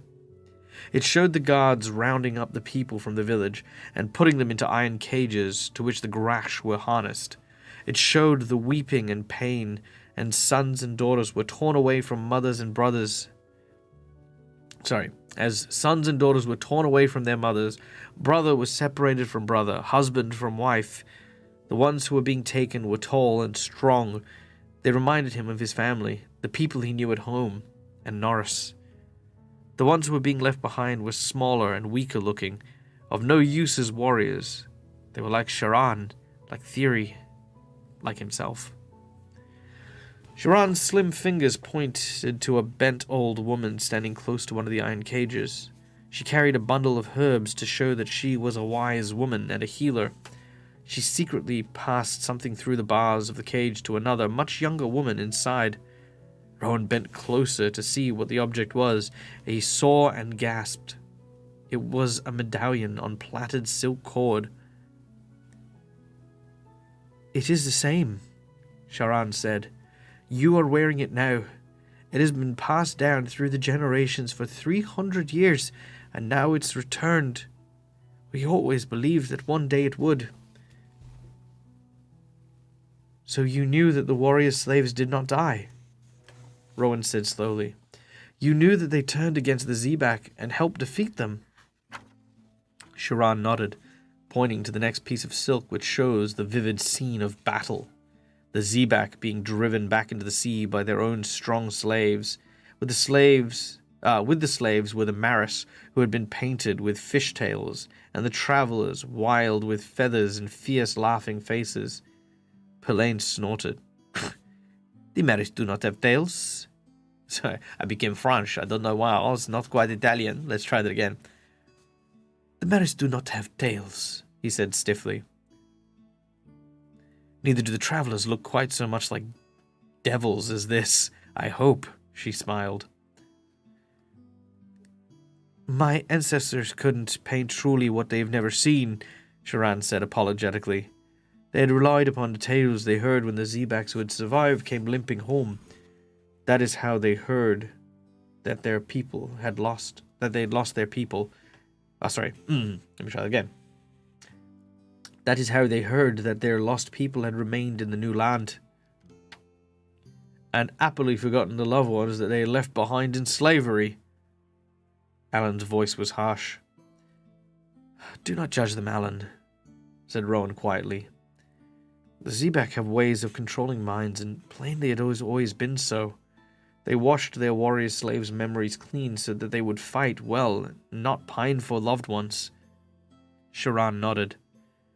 That is why my ancestors took great risk and began painting the silks, so that ever one of the lost ones returned to this land, they might find them and learn their story, even if there was no one left to tell it. Her voice was quiet as she said these last words. Rowan looked at the remaining silk strips. They showed the people working as before, but even harder and in greater sadness. They showed guards taking young ones who showed any sign of rebellion and throwing them into the wastelands. They showed overgrown fields and houses gradually falling down. They showed adults growing old and dying, but with fewer and fewer children being born to take their place. They showed the Zebak people being brought in to do their work, so that there would still be food enough for the city. The very last figure showed 3. 2 children and an old man, standing alone by a grave. When pain is truth, and truth is pain. My parents had children only because our family had always painted the silks, and they wished the work to go on for as long as possible, said Sharan. But they could see from the first that Norris was not suitable, so they had me, but we are the last. So Theory, Norris, and Sharan were all that were left of these quiet, gentle people. They had preferred to waste away than go on bearing children in slavery. Rowan understood. He would have felt the same way. He understood at last why he was different from the others in the village, and why there had been others like him in the past. The people of Rin had forgotten the loved ones that they had left behind, but nature had not. Now and again, like black Booksha calves, oddities were born, oddities like him, who took after the side of the Rin family that none had known existed. Grandfather painted these silks after our parents died of fever 7 years ago, Sharon was saying. He has painted no more since. He has not had the heart, and there had been nothing to tell. Well, there is something now, said Zeal fiercely. There is, Alan agreed. But I do not think we can wait for painting. This place is dangerous for us. Polaine is already impatient, I can see, by the way he lashes his tail. Sharan laughs out loud and then bites her lip at a glance as she looks over to Polaine to see if he was insulted. But Polaine simply smiled coolly. I am indeed impatient, he said. And if I did have a tail, it would be lashing like a serpent. We must find a way of leaving here as soon as we can. But we will need help. Norris and I will help you, Sharon offered eagerly. We have trusted friends among the people who work the fields, and when the guards come, we can delay them for a while you... No, Sharon, Rowan broke in. We are not going alone. You are coming with us. She stared at him astounded. We cannot go, she whispered. The guards will not let us go. They will not let us go either if they can help it, said Rowan as cheerfully as he could. Pack away the silks. We will not leave them behind. Sharan turned away and began to roll the silk strips, her fingers trembling. Rowan. Polane's face grave. Rowan knew what he was thinking. They had survived so far by miracle. Their way from here would be doubly hard, hampered by 4 more people, including a small child, a timid girl, a frail old man. How could they survive? But Rowan knew he couldn't leave them. He fumbled in his shirt for Sheba's oilcloth package and drew out a stick, plunging it into the candle flame. Green light leapt out onto the stone, on the motionless figures of his friends and Sharan's startled face, on the rolls of silks burning pain, as Sheba's face once again grinned at him. When evil strikes and fury wakes, then love will face the choice it makes. Death will free the loyal friend. As it begins, so it will end. Bound to the beast, you play your part, the comfort of the aching heart. Struggling against the waves of tiredness and despair that was slowly engulfing him, Rowan repeated the words. His friends said nothing, for what was there to say? Yet surely the rhyme's meaning could not be what it seems. It doesn't mean that we have only death and slavery before us, he muttered at last. It cannot mean that. Well, Sheba did warn us, said Alan, his lips twisted into a bitter smile. Rowan knew what he was thinking, the words that had haunted them from the beginning, though they have never spoken them. 5 leave, but 5 do not return. Sharan looked down at the evil-smelling oilcloth, lying tangled on the cellar floor. All that remained of its contents were a sorry handful of limp, pale grass and a single stick. There is 1 stick left, she stammered. Does this not mean it is too soon to give up hope? Rowan glanced at her quickly. Her pale face showed fear, but she was fighting that fear with all her strength. She wouldn't give way to it, and neither would he. You're right, he said, folding up the cloth and putting it back inside of his shirt. The story's not yet finished. Heavy feet thumped on the cellar steps. Then Norris swung through the door, carrying Anad sleepy and blinking in his arms. Guards are marching into the compound, he called urgently. The people will delay them at the gate, but we must make haste. If they find you here, they'll kill us all. End of chapter 17. Have a drink if there's no auto narration button. I will. Cheers. All right. So we've learnt more of Rowan's people's sordid past. Grim tale indeed. I think we knew most of it. I think it was the most surprising bit was the fact that there's only 3 people left. You know, like that was very sad. That was awful. That was heart-wrenching. You know, like to be in such a state that you choose not to have children for fear of bringing up, you know, them in slavery. That's terrifying. It's a horrible notion. You know, I've always kind of imagined that in like kind of ye old real history that the reason why there were so many slaves was because, well, sex was a good way to kind of get rid of those kind of stresses and you know, kind of the pain and suffering, and which obviously without contraceptives led to a lot of kids, which led to a lot of, you know, more suffering and more pain and more death. You know, to kind of consider the fact that they had what they chose to sacrifice their entire people is crazy. It's like, it's terrifying. It's awful. But you know, I love the fact that there seems to be like that hope and the reaction that I keep forgetting his name. Theory. That's it.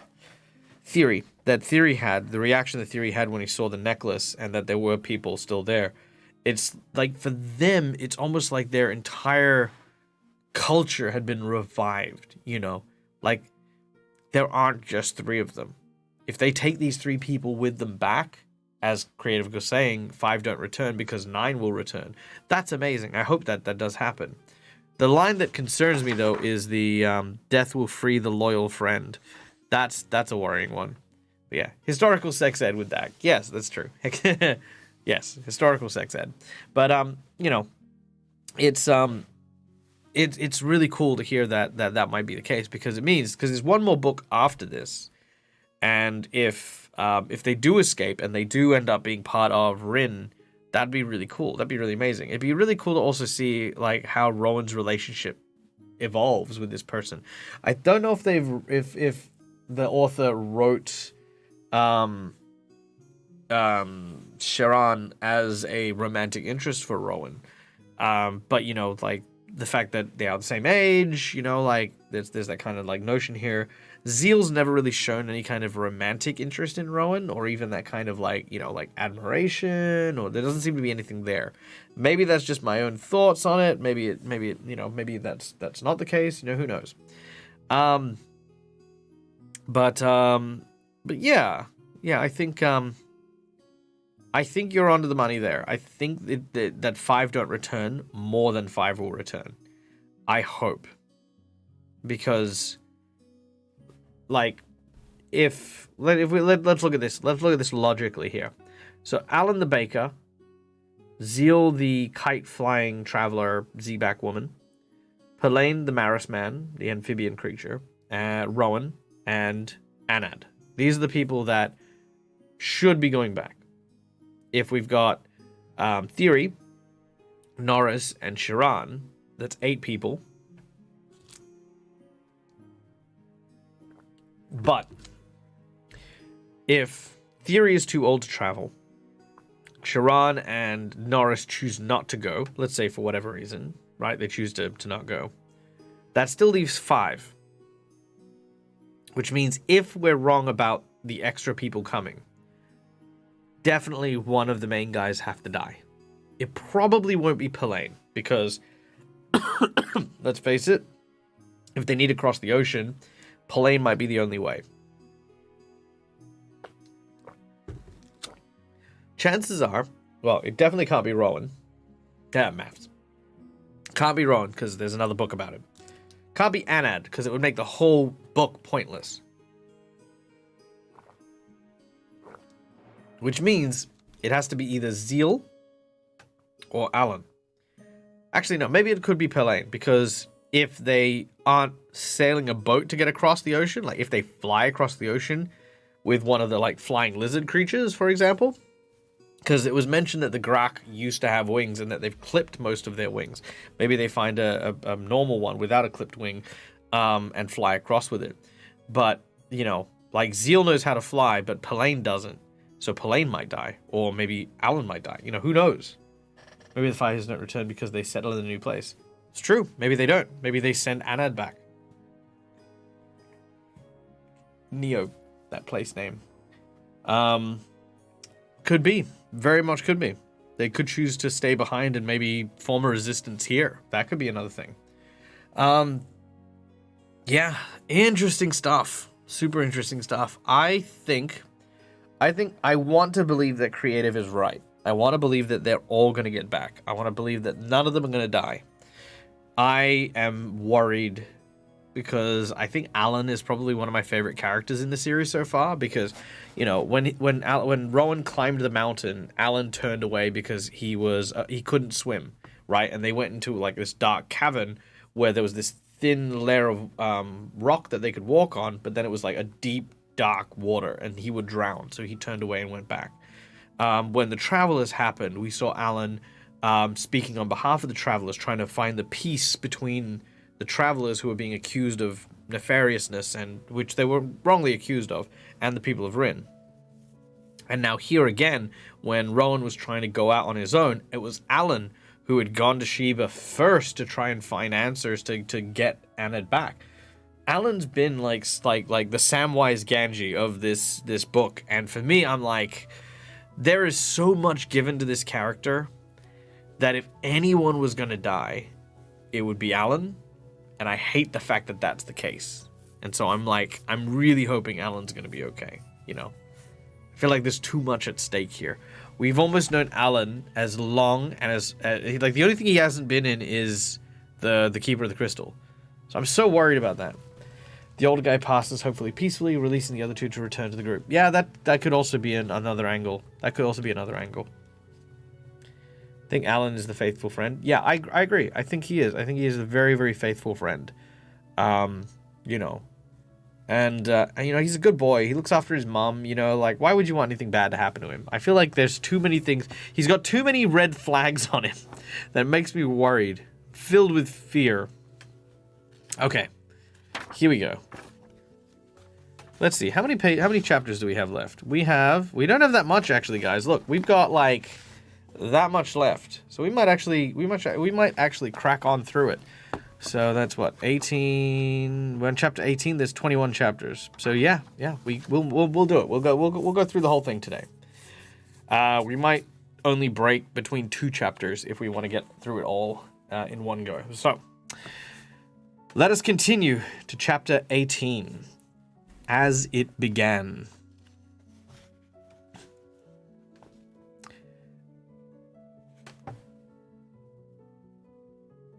Sorry, I'm just noticing. I wonder. Hold on. Oh, no, never mind. Okay. No, at the beginning of every chapter, I've just now noticed that the beginning letter is done with like a piece of artwork, right? So I don't know if you can see that. So it's done with a piece of artwork, right? And I just noticed that, and I was like, oh, are these like animals that are like important to the setting or stuff like that? No, see, it's O for otter. And then I looked at another one, and it was like, where is it? Here we go. I don't know what that one is. A for ape, maybe? What's that? What is that? What do you think that is? A for a bird? An albatross, maybe? No? Aarakocra? Look, I don't know what A is, okay? What's this one? T has a bull on it. It's a Taurus, maybe? R has a... Okay, I can't even tell what that is. Okay, look, I've lost it. I thought it was animals. Okay. I thought they were animals. I don't know. What the hell is that, everyone? Tell me, what the hell is that even? Is that a frog? What am I looking at here? Got no clue. Got no idea. No idea. T is a bull, so it could be Taurus. H is a horse. So that's what... See, the H was what I saw, so I thought it was horse. So H, yeah, okay. I is a griffin. Okay, yeah, no. There's no sense to this. There is no sense to it. B is a peacock. So, which is a bird. S is pheasant. Or seagull, I don't know. W is a monkey. Yep, okay, no, I'm done. Squid starts with an R. Yeah, look, I'm done. A is for Adler, which is an eagle. Oh, maybe. What's the German word for, like, bull? What's the German word for bull? Is it like... Droschen, Flaken, sure, myth. I don't know. I don't know if that was offensive or not. I don't speak German.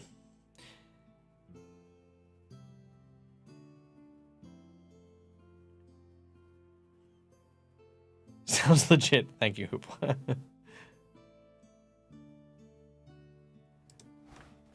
German for bull. Bull or Orsch. Orsche. Bulle. Bulla or Orsche. I don't know. How's my accent? Good? Bad? Ugly? You let me know. Okay, we're gonna keep going. I thought I'd come onto something. It was a lie. Orsch. Okay. Let's keep going. 4 chapters. Let's do it. Whew. Chapter 18. As it began. What is my German sound Russian? This sound Russian. I don't know. It's all... Look, I don't... Because my actual German accent's kind of old-fashioned. Look, I'm gonna keep going. We're gonna keep reading. We're gonna have a good time. So, outside, Theory was waiting for them, his face filled with alarm. The Grak hissed anxiously beside him. He stroked its neck, trying to soothe it. As the friends quickly discussed what they should do, "We cannot face the wastelands again," Alan said firmly. "That is certain." "The prophecy said, as it began, so it will end," said Pelaine. "Our journey began at sea. We must try to get to the shore and steal a boat." "If only I had not been forced to leave my kite behind when I changed my clothes." Zeal shook her head angrily, then swung around to Norris. "Can you show us the quickest way to the shore?" "I could," said Norris grimly, "but it wouldn't help you. The walls circle the entire city. The wasteland's the one place where the doors are not heavily guarded day and night, and in any case the shore is ringed by spiked wire and cannot be crossed." "But surely," Alan began. Norris's face flushed with anger. "If escape was as easy as you seem to suppose, we'd have done it ourselves," he shouted. He looked around at them, his fist clenched. "I'm not a coward or a fool. Do you think I wish to remain here in slavery?" Theory sighed at his grandson's anger. But the visitors well understood it. It was the anger that any ordinary citizen of Rin would have shown in Norris's shoes. No doubt your courage or your sense, friend. Oh, sorry, no one doubts your courage or your sense, friend, Perlane said calmly. But we are with you now, and this makes a difference. Oh, jeered Norris, and why is that? Because if we can escape the city, we at least know where we can sail to reach safety, Rowan said. It's my arm itchy. I've got a scratch. Cat scratch. It's fine. Safety? Norris scowled. There is no safety in your lands. Do you not understand? The test which brought your sister here proved to the Zebak that an attack from the air will succeed. They're wasting no more time. Even now, it is said, the Grak fleet is massing in the Great Square, preparing to leave. Soon your land will be invaded and overcome. Our lands will not be overcome, said Zeal firmly. Our people will fight. Norris shook his head. Nothing can defeat the flying Gak. Their skin is as tough as iron, and their claws and teeth and tail can kill with ease. And yet your Grax is so gentle. Rowan looked at the huge creature snuffling lovingly at Theory's hand. Norris shrugged impatiently. Unas is a working Gracht. The fighting Gracht have been especially bred for war. They learn to seek the scent of beasts that live in only your lands. The trainers have the hide of one such beast, brought back by the survivor of what they call the War of the Plains. But the War of the Plains was long ago, Alan exclaimed. Invasion by the air has been Central Control's treasure plan for many years, said Norris. It has cost much in supplies and labour. The people do not like it, but they are told it must be done for their own safety. That is a lie, Perlane said flatly. We fight only to defend ourselves. Already the people know this in their hearts, Theory nodded, gazing over the fields. For long ages in their labour and their lives have been wasted in making useless war. Their anger has grown stronger, enough to overcome their fear of disobedience. They whisper of rebellion. But that is why Central Control is determined that this invasion will succeed, Grandfather, growled Norris. Their leaders believe that a new land to settle and fresh slaves to work in the fields will stop all the protestings. Rowan felt a chill of fear, and then jumped as he heard distant shouts. The guard had reached the compound gates. We must leave at once, said Alan abruptly. Norris, will you lead us to the shore or not? Norris hesitated. If Norris won't do it, then I will. Everyone turned in surprise, for it was Sharan who had spoken. She had been so quiet that they had almost forgotten about her. Her face burnt, but she met their eyes determinedly. I too know the way, she said. No, Sharan, wailed the old man, and Unas the Grak moaned softly, feeling her master's fear. 'Twould be a useless waste of life, and there's no escape by sea. 'Twould be a useless waste of life, and there's no escape by sea, Norris said stubbornly. This is our one chance at freedom, Norris, cried Sharon. Let us take it. The old man paused, looking from one to the other, then strangely smiled. He bent to kiss Sharon's brow and put a gentle hand on Norris's shoulder. You're both right, my dears. Forgive me. For a moment I wavered. Fear has always been my enemy, and you both have taught me to be strong. He raised his hands to stroke Unos again, and then turned away, beginning to hurry towards the haystack. Before anything can be done, I must see to the injured guard, he called back over his shoulder. He will now have woken. The old fool is mad, exploded Zeal. We cannot wait, muttered Perlane. We have to leave him. No, Norris exclaimed. Grandfather, called Sharon, thrusting the box of silks into Rowan's arms and running after the old man. Grandfather, we must go. Stay back, Sharon, shouted Theory, tearing at the haze that's strewing it everywhere. This is my task. Unos had spread her wings and was half lumbering, half flapping after her master like some great bird trying to protect its chick. Suddenly Rowan realized something. He spun around to Norris. Your Grak's wings, they've not been clipped, he exclaimed. No. For many years, grandfather has bribed our gods to spare Unos by giving them extra food, Norris answered gruffly. He gave his word that while he lived here, he would not let her fly, so Central Command would never know. Rowan's thoughts were racing. A Grak had stolen Anad and flown away with her. That was the beginning, and a Grak's flight could be the end. Unos is big enough to take us all, he cried. We could, Norris shook his head, watching the old man. Grandfather gave his word, he said sulkily. He will never break it, not even... Then suddenly his eyes widened, and at that moment Rowan heard Sharan cry out. A dark figure was leaping from within the haystack. Zanel had freed himself from the cage. He had been hiding, waiting. "Slave! Traitor!" he shouted, his face twisted with rage. "You dare imprison me?" He seized Theory, shaking him like a child cloth doll. Then the blade of a dagger flashed in the sunlight as he raised it and plunged it into the old man's heart. Sharan screamed, running forward as Theory crumpled and fell. Zanel seized her in turn, and she screamed again.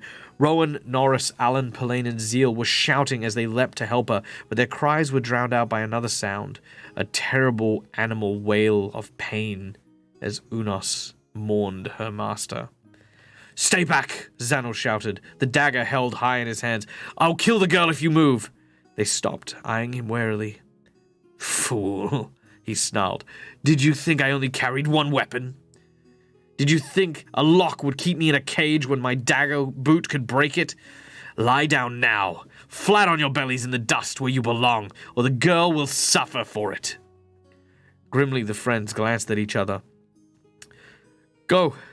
Run!" sobbed Sharon as she struggled against the guard's strong arm, tears streaming down her face, but she shook her head violently. "Please, it doesn't matter about me. Go now!"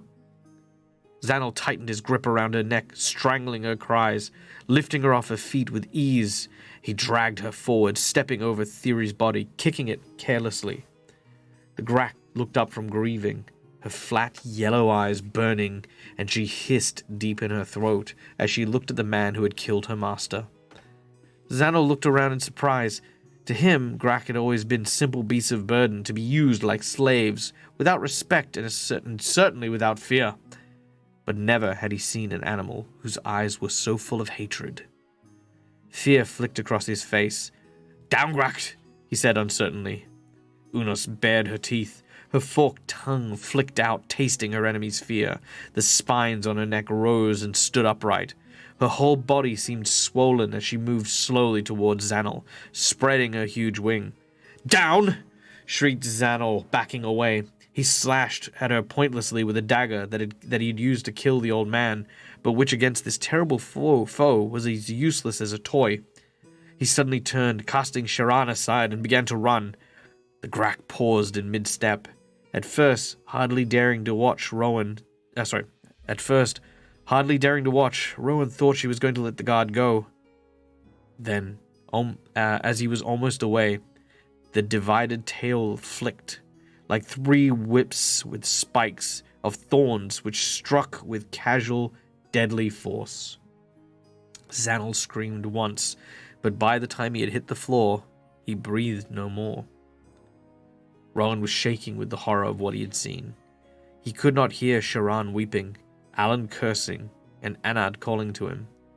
But he watched as Unos lumbering back to them, her strong leathery wings trailing in the dust behind her, the fires of her eyes dying back down to a dull sadness when he remembers Sheba's words.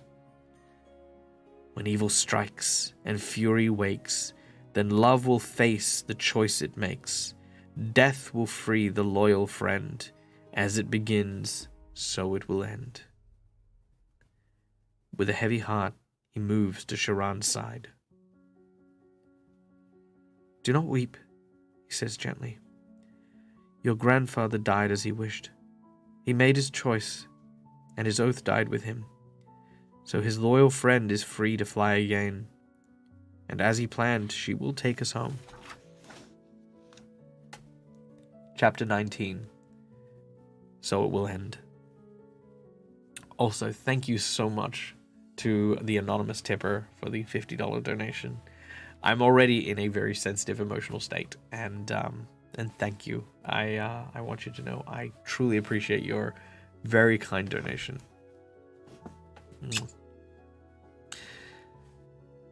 The Gracht flew west, following the scent.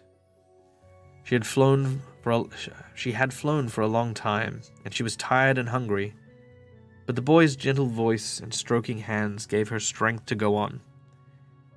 There was little thought behind her flat yellow eyes, just one fixed idea that she must follow the scent and reach the place she had been told to, and deliver the riders to the place they wished to go.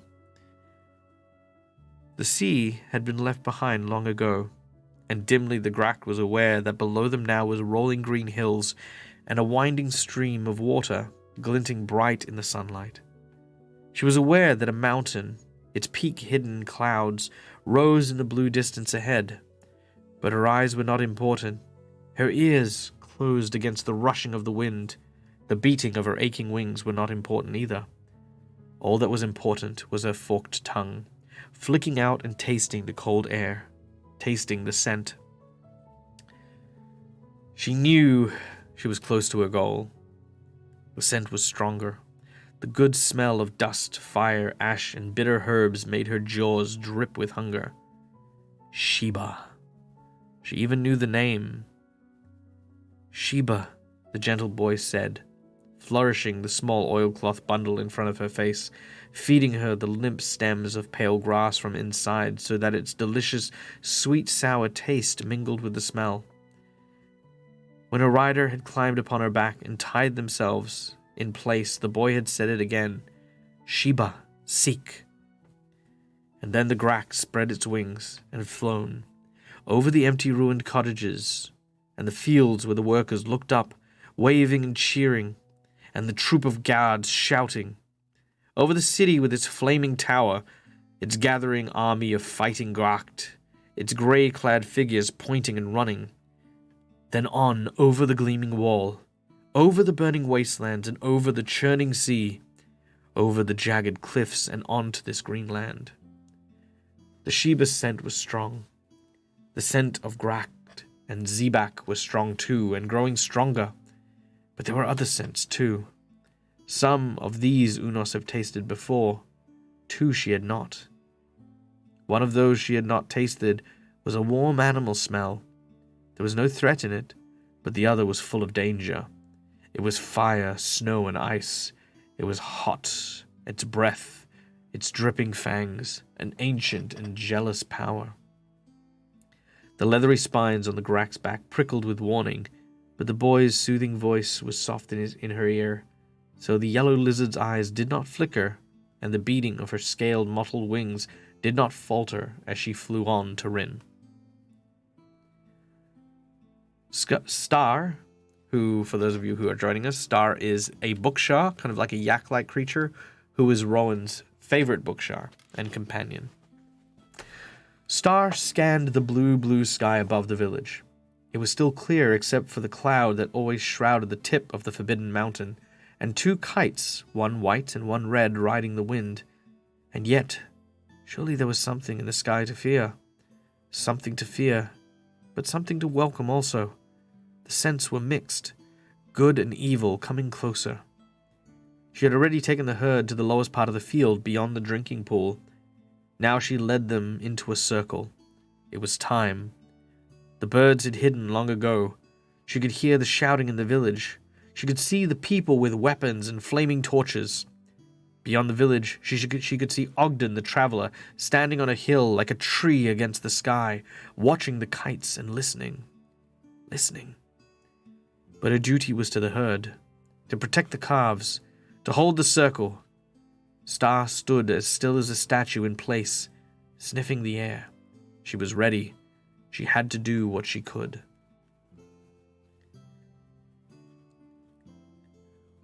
"We cannot be sure where the creature will land," Sola the Sweet Maker, plumped, soft-waddled, panting out towards the Bookshire fields. He clutched his quickly sharpened spear tightly while his eyes darted to and fro. We cannot be sure, snapped Old Lan, hobbling beside him. That is why the travelers guard the hills. Why I have some forces in the square. But if the beast has been trained to follow the Bookshaw scent, as Timon believes, they will land in the field. She was leaning heavily on her stick, but in her other hand she too carried a spear. It was her own. She had sharpened it with her own hands. Once she had been Rin's greatest fighter, and she was determined that age would not prevent her from defending her home with her life if fate so willed. She stopped to rest. Her keen old eyes began to search the skies. She made out the tiny figures of Tor and Mithrin dangling unprotected beneath their kites, watching for the first sign of enemies. Her warrior's heart trilled at their courage. She wondered how often she had jibed at the travelers for being light-hearted in their wandering ways. I had forgotten, she thought. I fought beside the travelers and Maris too in the War of the Plains. I of all here should have remembered their worth, but time passed and I forgot. She glanced over at Broden, the furniture maker, who had stopped beside her. Broden too was looking up, her face haggard. Lan knew that she had not slept the day Anand had been taken, and Rowan of the Bookshaw, Palain of Pindalis, Alan the baker, and Zeal of the travellers had left in pursuit. It had not been what Broden had expected. That the despised ones, the oddities, should do what she herself would never dare. It had shaken her to her core. Lan saw Broden's eyes widen as she looked upwards. The kites were dipping, plunging like water birds ducking for fish, and on the silent hill Ogden was raising his arm. The enemy was coming. Lan's mouth set into a firm, hard line. She grasped her spear more tightly and set off for the Bookshaw field once more. Broden stood beside her, stocky and strong. When she spoke, her voice was harsh and grating. They'll not take us, she said. Our people will not be slaves again. We'll die first. Let us not think of dying, Lan said. Let us not think of dying, Lan answered coolly. Only of winning. Her words were the words of a leader, but her heart was heavy as she reached the fields and saw her people gathering and waiting. They were brave and determined, but they were few. And what of their weapons against the creatures they were about to face? At the front, towering above the rest, stood Strong John, and beside him were Jiller and Marley the Weaver, both holding bows and arrows. These three seemed to stand apart from the crowd. They were pale, and their faces bore the masks of great grief. But grimly they stood together, shoulder to shoulder. For them this battle would be for revenge as well as freedom. Lan pushed away through the people until she reached them. Did you see Sheba? She barked. Did she speak? Jilla shook her head. It is as before, she said evenly. She has not moved. Specks of ash have begun to settle on her face, and spiders have spun webs across her chair. The fire was burning green, and would not let us near her. Lan frowned. Is it illness? Trance? Whatever it is, she did not stir, however loudly we called, said Jilla. Her eyes are closed, yet she breathes. It is as though her spirit has left her body. There! Strong John shouted, pointing upwards. Look there! A black speck could be seen against the pale blue horizon, and it was growing larger by the second.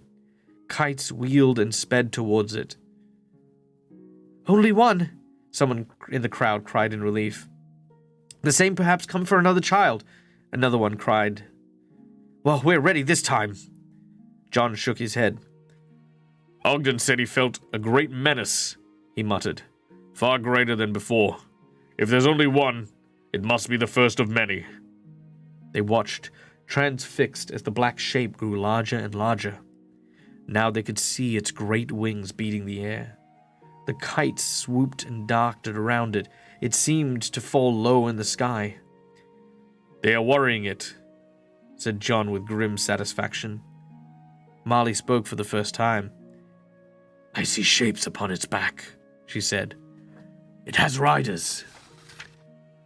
Jilla raised her pale face and squared her shoulders, slowly fitting the arrow to her bow. Kites! Anna had squealed to Rowan over the sound of the rushing wind. She wiggled impatiently, trying to wave to Tor and Mithrin, straining at the ropes that tied her to the Grak's back. Rowan felt Unos falter. Anna, be still, he shouted, pulling his own bonds as he reached down to rub the scaly neck in place in the place that he had learned the beast liked best. He knew she was very tired. He could almost feel the pain of her exhausted wings and the dryness of her throat. He could almost see the fear lurking behind her fixed eyes. Bound to the beast, you play your part, the comfort of the aching heart. Good Unos, he crooned in her ear, as he had done many times before on this long journey. You will have food soon, and more of that pale grass if Sheba will give it, and cool water and the rest. Do not fear, just a little further. He's as soft as grandfather. Does he think the beast understands his words? Norris's voice floated out upon the wind. She understands what he means by them, Norris. Sorry. She understands what he means by them, Norris. Sharan's voice, far quieter, but Rowan could still hear it. Without Rowan's coaxing and his comfort, the beast would have given in and fallen from the sky long ago. That was Alan. She had not been trained for such a journey. She had not flown all the... Sorry, who's saying that? I think that's still Alan. Okay. She had not been trained for such a journey. No, it has to be Sharon. Okay, so. She had not been trained for such a journey. She had not flown at all for many years. She has brought us so far only because Rowan's with us. So Sheba, this is my part, Rowan thought hazily. But there was only one stick left in the package. But there is one stick left in the package you gave me. What will it tell me when it burns? The people have gathered in the Bookshaw field, shouted Zeal. They have weapons. They cannot see us. They think... The wind whipped away at her last words. Rowan saw Mithrin's kite wheel past him. He saw Mithrin's eyes, startled, staring into his. He saw the reed pipe raised to Mithrin's lip and the message sent. But he wondered if it would be in time. End of chapter 19. All right. We're going to take a break. We've got two more chapters, so we will get through them tonight. But let's stop and read some chat and get over some stuff. Holy crap. Okay, hold on. Yeah, I can see all the tears. I know what that's for. Holy crap. Oh. Okay. We need to go to chapter 19. Like, what even? I did not see the death of the old man coming. I did not. I'll admit that. I'm glad. I mean, look, I'm sorry that I am, but I'm glad it wasn't Alan, right? But it made perfect sense that his death did set the beast free. It all made sense, but you know, I don't know. I felt like that was kind of lazy because they introduced the restriction in the same chapter they killed him off. So, you know, it seemed a little rushed, but maybe that's the nature of her endings. Maybe Emily Rodder finds it like she's got a lot more story to tell, but by the time she gets to this stage, it seems really compressed and hurried along. But I was gutted, man. Like, you remember what I said? Like, this book, like, none of the books in the series have ever killed a person off before. And straight away, we've got two deaths. We've got the death of the old man, and we have the death of the god. The god was also brutal. The fact that the whip hit him with such, like, the whip tail hit him with such force that it killed him before he hit the ground. Holy crap. What are these things? Right? So at the start, we kind of got a description of this, but we didn't get a name, right? And given it grabbed a child, I was imagining it grabbed her in, like, the talons. And it was, like, maybe the size of, like, a large eagle, right? Like, maybe, like, big enough that it could lift her aloft, you know? Like a drake versus a dragon. But now you find out that the Grak is big enough that it's holding Rowan, Anad, Zeal, Perlane, Alan, Norris, and Sharan, right? 7 people are being held on the back of this thing. How big is this creature that it is so mad, and how deadly is its tail that it snapped and killed this dude? Like, again, I was imagining maybe something the size of, like, you know, maybe like a small horse. But now I'm looking at it, I'm like, maybe this thing's like an elephant, even bigger than an elephant, you know? like enough to carry 7 people. Like on its back. Not even 7 people. 7 people on its back. That's nuts. Oof. Have to leave. Take care. Take care of good Rowan. No worries, Hester. Hester, have a wonderful day. Thank you so much for joining us. We hope that whatever you do, wherever you are, you have a spectacular day. Okay. Whew. That was, yeah. Minibus body size. Yeah, maybe. Holy crap. Yeah. But, you know, like, I feel so bad for the creature. You know, I hope Rowan takes care of it. I really do. I really do. I really do. I want this thing to be happy. Add wings and a head. Yeah, a minibus with wings and a head. Yeah, that checks out. Literally it. Gonna get some breakfast. We gotta stop crying first. Oh, I'm sorry, creative God. Yeah. Feel that. Feel that so deeply. The sadness.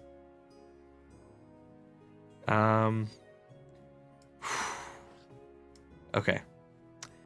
Then, so if Sheba wanted the black bookshop because it was of it being an outcast back in the herd genetics, Rowan must have been a foreshadowing of getting more of that vein into town now. Yeah, maybe that's true. Maybe that's true. I still want to know what she's gonna do with the black bookshop, but you know, yeah, like the oddities. I think was the name of today's name of this adventure. This bit is oddities. I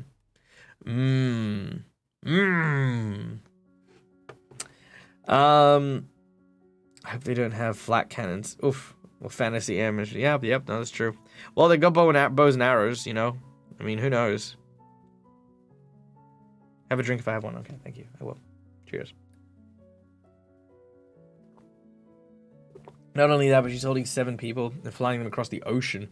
First time she flies in years. How much stronger are the others of a species? Yeah, they've been trained to fly regularly. Yeah, absolutely. Probably even wearing armor made of metal. You know what? Like, because if you think about 7 people, if each of these creatures have like, let's say just 5 people, 2 people's worth of weight could easily just be armor, and you could wear armor on these things. Especially because it can fly with that weight. The strength of these creatures, I mean, yeah, that's nuts. It's crazy. All the people of this world are gnome size.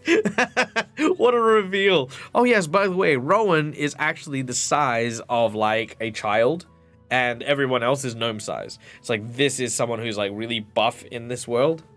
Maybe. Who knows? You never know. It's true. Never talk about height. Strong John was a mountain of a man compared to ants.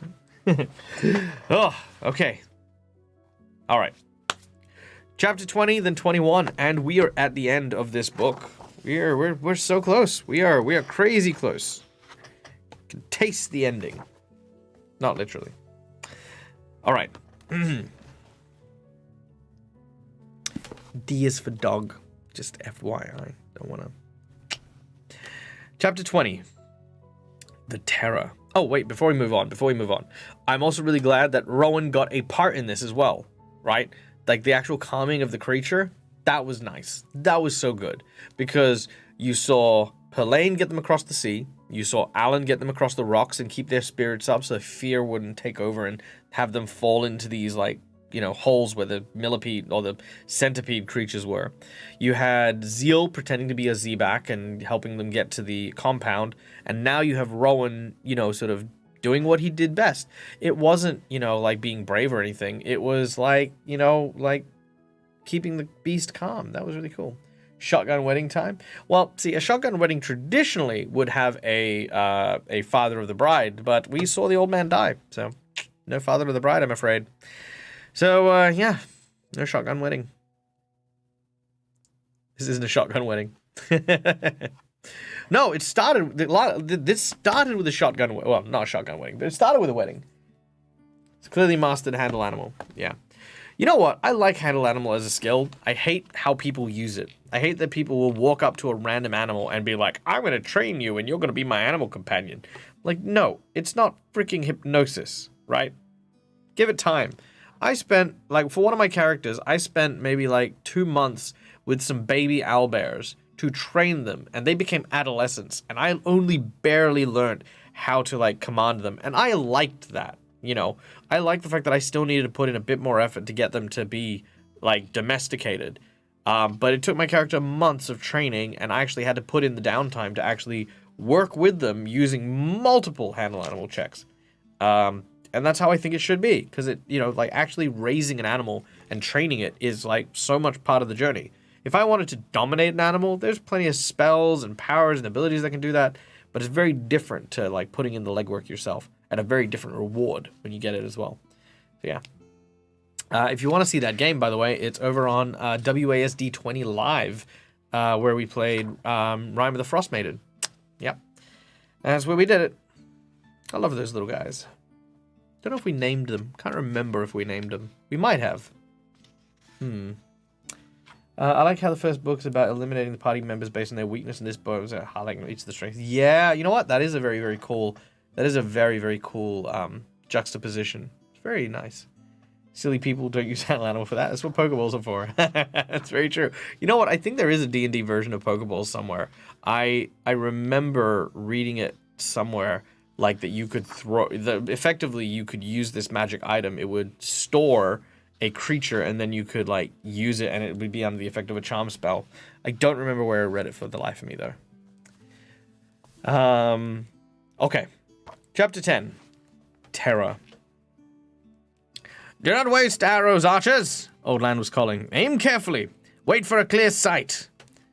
For the first time in minutes, John looked up at the hill. Ogden was no longer there. John wondered why. Jilla and Marley were in front of him now. All the archers were in front. They were the ones who would try to unseat the rider. The swordsman, like John, and whose spears were behind him. The beast was their target, as were the beasts to come. The sword was heavy in John's hand. It had been his father's, and had had lain idle since the War of the Plains, but now it was to taste Zebak blood again. One last time, perhaps. The beast was coming. Not like a bolt of lightning, as he had... Not like a bolt of lightning, as the first had done, but slowly, as if it was laboring under the weight it was carrying. It was huge, and its hideous shape was now clear. Its riders were dark shapes against the sky. There were 7. 7 targets, growled Lan. 7 easy targets. The kites were still swooping and hovering between the creature and the ground. Why do they not move away? Thought John impatiently. They will spoil the archer's aim. Ogden should signal them to retire. Again he glanced up at the hill, but the storyteller had not returned. From the cloud atop the mountain there was a low rumbling. The dragon was stirring in its icy palace. The crowd turned to look, but the archers didn't take their eyes from the sky. "Ready!" called Lan. "When the white kite passes!" The archers raised their drawn bows. Star was calling from a place in the Bookshire circle.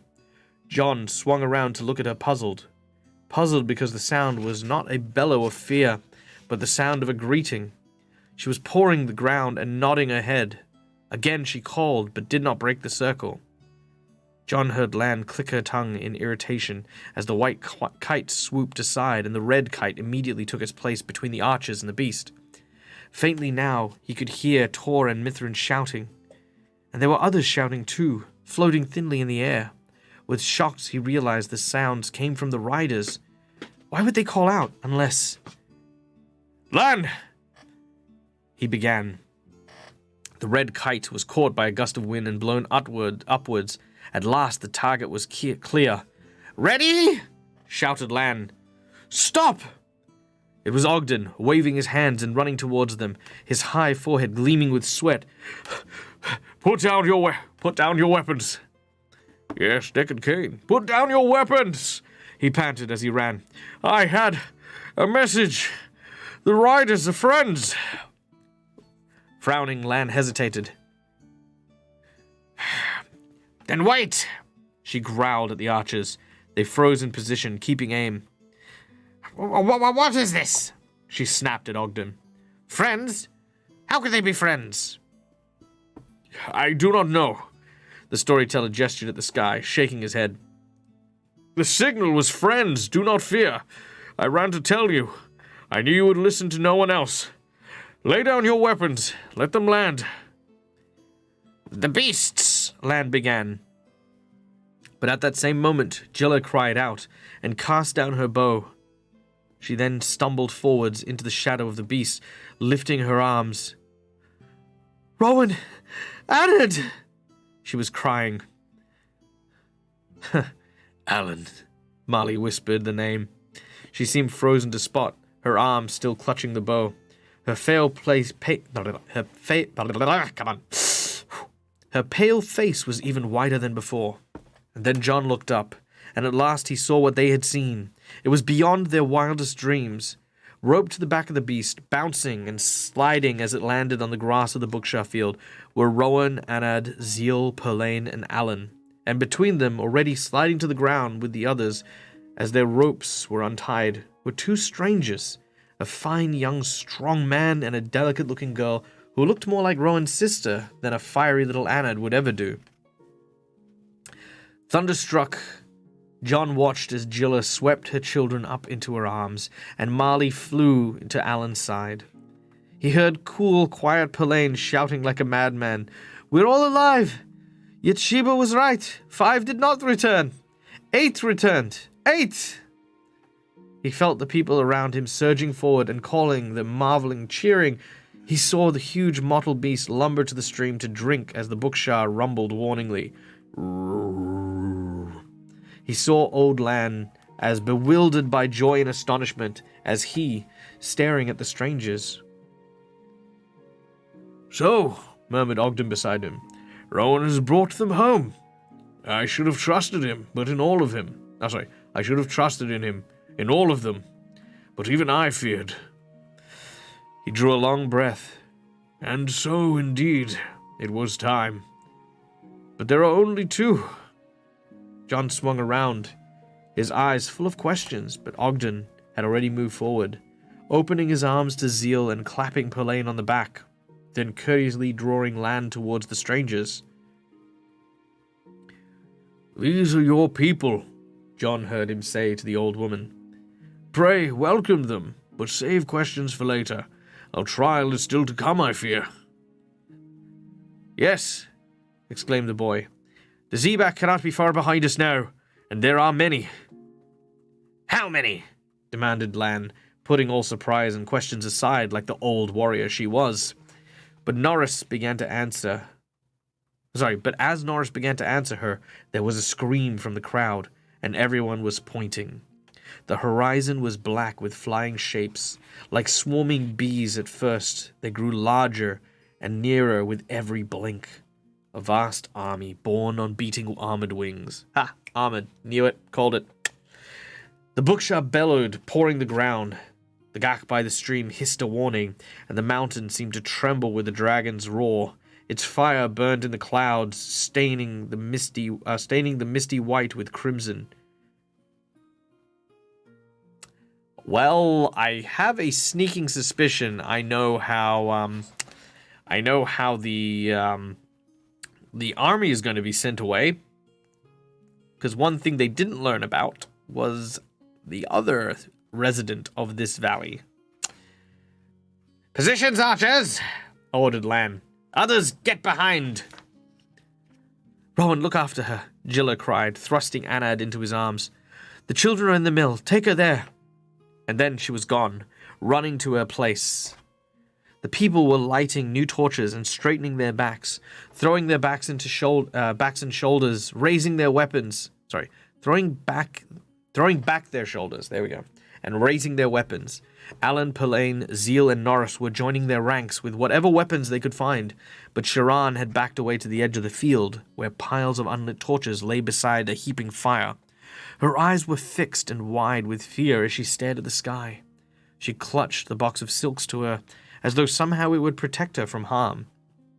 Rowan, too, looked at the sky. It was darkening as the enemies rushed towards them, faster than the winds. There are too many, he thought. Far too many. He pulled Anad over to where Sharan stood. "You must take Sharan to the mill, Anad," he urged. "Make haste." Anna shook her head. You take her, Rowan, she cried. I will fight. Tearing herself away from his grasp, she seized a torch and lit it, brandishing it above her head fiercely. Let her do what she wills, says Sharon. Rowan saw this in amazement, that her pale lips were curving to a smile. As she watched Anad run back to the field, she glanced at him. She's so strong and fierce, she explained. She's like Norris. They all are. It's so strange. Not strange here, said Rowan grimly. Here it is you and I who are the oddities. Sharon laughed, turning to him. Not so odd if there are two of us, she said. Rowan felt a terrible ache in his heart. Sharon, go to the mill, he begged. You can find the way. But even as he spoke, he knew that it was already too late, for now the Zebak army had swept over the hills, and the valley itself was darkening under its shadow. Sharon put the box down beside her, and lit the torch, as Anad had done. There is no hope now, is there, Rowan? She said sadly. No hope. The words rang in Rowan's mind as he fumbled for the oilcloth package inside of his shirt, and he pulled out the last stick.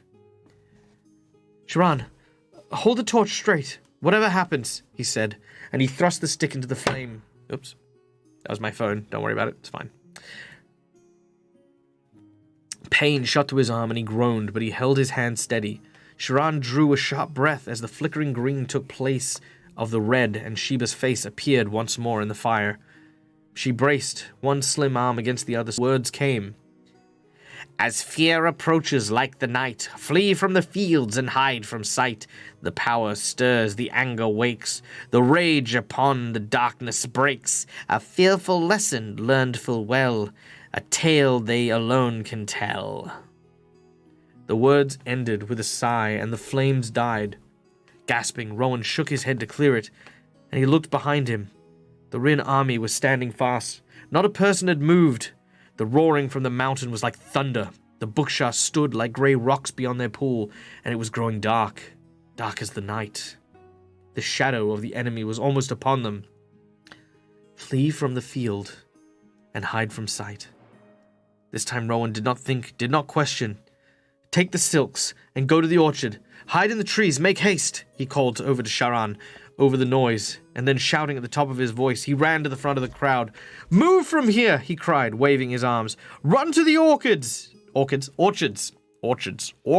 Gotta say it right. The crowd wavered, swaying like grain in a field brushed by the wind. Hold your positions, thundered Land, scowling in fury. Rowan spun around to her. I cannot explain, but I know this. I know this is right, he shouted. Do not delay. Tell them. Tell them. As Lan hesitated, Rowan moved behind him. Jiller and John had stepped from their places and were striding towards the orchard. Marley, Allen, Pelaine, Zeal, and Norris were pushing through the crowd to join them, with Timon close behind. And when Broden too began to move, beckoning Val and Ellis to follow, the rest of the crowd wavered, and no longer, but instead now ran for their lives. In moments, the center of the field was empty, except for Rowan and Land, standing face to face.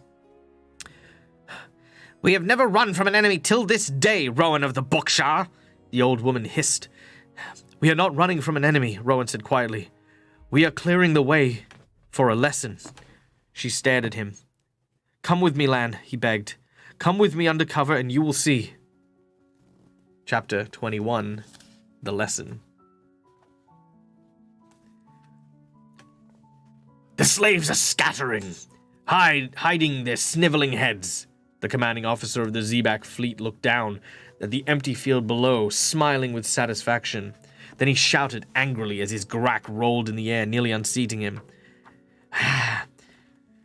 It's the roaring and the flashing of the lights coming from the mountains ahead, sir, shouted the beast's handles. Bara fears it. Fool! What could be in any mountain for a fighting gak to fear, spat the officer. Give it a taste of the whip. But the handler had no chance to raise its whip, or even answer. Suddenly, there was a roar louder than anything he had ever heard. And the next moment he was clinging to the Grax's neck for fear of his life. He was shrieking as the proud man behind him and the Gracht itself were shrieking too in terror. For the clouds at the shrouded tip of the mountains began to swirl aside, and soaring towards them, roaring fire was something only hinted at in their worst nightmares. A huge, awesome, ice-white ancient thing of gaping jaws, needle-sharp teeth, and a terrible, jealous anger. Compared with this, the Ishkin were like writhing worms. The Gracht were garbage-eating desert lizards. What lay before them was a ruler. It was mighty. The earth below was of no interest to it, but the skies above were its domain, and they had dared to invade its place. Bara was crying, twisting, plunging, as were all the other Gracht in the area, in this close-knit fleet. The bonds that held the riders in their seats were breaking like twine, and guards were falling, howling to the earth below. And the dragon roared in savage fury, its breath scorching the earth and the air with its flaming tongue. "Help me!" The handler heard the long scream as his chief plummeted to the shadowed ground he had planned to own. But he could not turn, he could not do anything but cling to Barra's scaly neck as the creature wheeled and hissed, speeding away back the way it had come.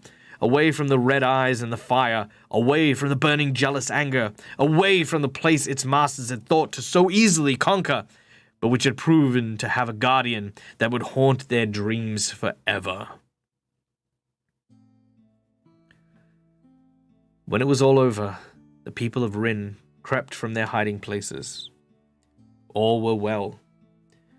All were safe. They will never come again, said Timon. They have learnt a lesson even we didn't know. The survivors will spread the word. Our skies are even better protected than our seas. A fearful lesson learned full well, a tale that they alone can tell. The dragon of the mountain, Lan breathed. I never thought to see it in my lifetime. She was clung to Rowan's arms. Her hands were trembled. The ground where they had once stood was scorched black. The Booksha pool still steamed, but the herd was already moving quietly to the stream to drink. The calves were investigating the strange, mottled, but apparently friendly creature which wallowed by the grass banks, and Star now looked for Rowan. She saw him and huffed gladly before breaking into a run, blackened earth flying from under her hoofs. If we had stayed in the field, the whispered words passed from one to another until the whole crowd was murmuring. If it had not been for Rowan. That you fools was saved was not due to Rowan of the Booksha, but to me. The rasping voice soared through the air like a rusty knife. Unos the Gracht looked up from her place of the stream. Hissing eagerly, she began to clamber up to the bank. Sheba stalked from the shades of the orchid trees. Her oily hair swung around her face like rat tails. Her ragged cloth smelled of ash and bitter herbs. "Come here, skinny rabbit," she commanded. Rowan left Star with Lan and walked slowly towards the old woman. He felt Unos lumber up behind him, snuffling the air with pleasure. People drew back on all sides, shuddering at the sight of her. "And so you have come back, Rowan of the Booksha," Sheba screeched.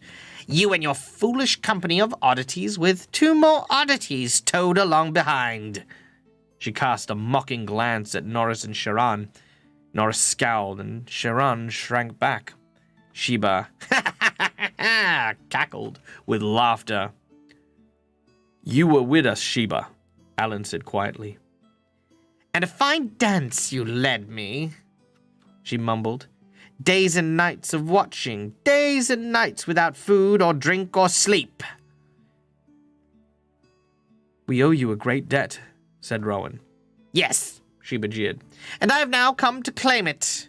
She held up the crumpled note. "Written in your own hand," she crowed. "Your promised gift." Rowan looked down to the stream, where the black Bookshire calf played and bounded with its friends, as if it were, and it was as if a bony finger now clutched at his very heart. But he had promised. He turned back to Sheba. "I had not forgotten," he said. She grinned, showing all of her brown teeth. "But, as it happens, I have changed my mind about the companion I prefer." Sorry. But, as it happens, I have changed my mind about the companion I prefer, she said. "I find the idea of the calf bores me. There have been other black calves in the herd. I fancy for this." She pointed at the Gact. Rowan glanced at Sharan and Norris. Norris shrugged. Sharan watched as Unos lowered her lumpy head and rubbed the old woman's hand, and then she nodded. "Her name is Unos." Sorry, no. "Her name is Unos," she said. "Ah, very good. She'll be a proper companion for me." Sheba stroked the Grac's mottled neck with a strange gentleness. "Now she is a true oddity." "Not where I come from," said Norris loudly. "Here Unos is rare," Ogden said. "And what is rare is always precious." He put his hands on Zeal's shoulder as he spoke. But the dark gaze moved over the faces of Pelaine, Alan, Sharan, and Rowan, and he smiled. Sheba sniffed and hobbled away, clicking her tongue to Unos as she went. The Gact plodded after her, hissing contentedly. "It is good. Unos will be happy with her," Sharon sighed, looking after them. But her eyes were filled with tears. Rowan knew that she was thinking of her grandfather, feeling lost. He felt Star's nose nudging his shoulder, and he turned to pat her. Star, at least, was relieved to see the Grack go out of her sight, but Sharan... "So, we have found a home for one of our new citizens," said Alan from his place in the crowd. "But what are the others?" He and Marley came forward with his mother, Sarah, who was beaming between them. "My mother is not much of an oddity," Alan said to Norris and Sharan. "The only odd thing she ever did in her life was marry a traveller, and she paid dearly for that by having me as a son. But soon she'll likely be like a bird who has lost her only chick, for Marley has foolishly agreed to marry me." He looked around, grinning at the murmur of surprise and congratulations which now rose from the crowd, ignoring Marley's kick upon his ankle. He then turned again to Sharan and Norris. "The wedding will be very soon, before Marley can come to her senses and changes her mind. So, Mother begs that you both come and fill her nest. After all, someone must weed the garden, and she is an excellent cook." Sarah smiled comfortably at Norris and Sharan, who were both looking stunned. "Take no notice of my son's foolishness," she said, "but I would very much like to have you if you would like to come." Sharan glanced at Norris and saw his face break into a broad grin. She turned to Sarah. "Thank you," she said shyly. "We would like that. Very much." Alan rubbed his hand. "Ha! So it is settled then," he said gleefully. "And now, food! Dried fish and seaweed biscuits are all very well, but bread and cheese and cakes are much better." "That is simply a matter of taste," says Pelaine, moving quietly up beside him in Zeal. "But I will make do with cheese for now. Indeed, I could eat a whole serpent at a gulp if I was offered." The people standing nearby snorted with surprise and laughter as they began moving towards the village. It was a small joke, but they had not realized a Maris man could tell a joke. Carrying the boxes of silk, Rowan walked behind with John, Giller, Anad, and Sharan. Anad was dancing impatiently, chattering and pulling on Sharan's hand to make her move faster. Giller was laughing, glowing with happiness, but John was looking in puzzlement from Sharan's face to Rowan's. "You have much to tell us, I think, Rowan of Rin," he murmured. Rowan looked down at the box of silks in his arms and, filled with quiet contentment, says, "Yes, we have much to tell." And that is the end of Rowan and the Zebak. All right. Wow. That was a wild one. That was crazy. That was so much harsher than I thought it would be. But I think it was about time. You know, like the book said had like these really high stakes, but no real consequence for a lot of what had happened. Here, thankfully, you know, like I say thankfully, but here we got to see a little bit more of that evolve. And I don't know if that was Emily Rodder evolving as a writer for this particular story and sort of realizing that the narrative books that she had written had begun for a younger audience, but then as the tale grew and Rowan grew, the audience grew as well, and they craved a more mature element to the story. So the Zebak and kind of the brutality of them, as well as the death of obviously an ally, especially such a harsh death, I think shows a maturity that the book is starting to see. Which brings me to the question of what the last book is going to be about. So every book, I mean, like as I mentioned, I've read Rowan of Rin when I was a kid, and I have no recollection of Rowan and the Travelers before reading it again. Rowan and the Keeper of the Crystal I knew was my favorite, and, you know, like, of these, I know I didn't read Rowan and the Zebak, but I kind of wish I did in the past, you know? Like, I think I would have really enjoyed it. I mean, I enjoyed it now, but I really think I would have loved it as a kid. The next book, however, I have no idea what this is going to mean, but it is simply called Rowan of the Bookshaw. And this is the final piece. Now, here's something that I'm going to bring up, and that is these beasties on the front, right? Now, I think these are the Ishkin. These are the creatures that were in the wastelands, which is all well and good, but I don't like the fact that they're covered in snow. So I'm wondering if the Ishkin are here in Rin in the final book, but I don't know. I have no idea. It's very hard to say. Very, very hard to say, but who knows what the last book's going to be about? There's no, like, you know, like the blurb or the thing at the back only tells me about the whole collection. Doesn't tell me what that book is about. So I am very keen to see this through and see what's going to happen. But so many good feelings, so many good elements to this story. You feel for so many of the characters, and I'm really glad that Alan and Molly are engaged now. That's kind of cute, and I like the fact that you know, Sarah, his mother, is now giving them a place to stay. That's also so touching and so warm. Yeah. That's great. Yeah, wandering of the creature. Yeah, so this kind of just let me see if I can. It looks petrified in the cover. Yeah, it does a little bit, maybe. Let me read a little bit about the Ishkin real quick. And then I'll describe the Ishkin so that you guys can, you know, see if it is the thing that it is. Let me go back to the page where it was describing it. Yada yada yada. The Hand of Fate, the Wastelands. Okay, here we go. Yada yada yada. Okay. All right, it'll be here somewhere, so I will describe it. Okay, here we go. So, maybe not, but keep an eye on this, and this. Let me read this out.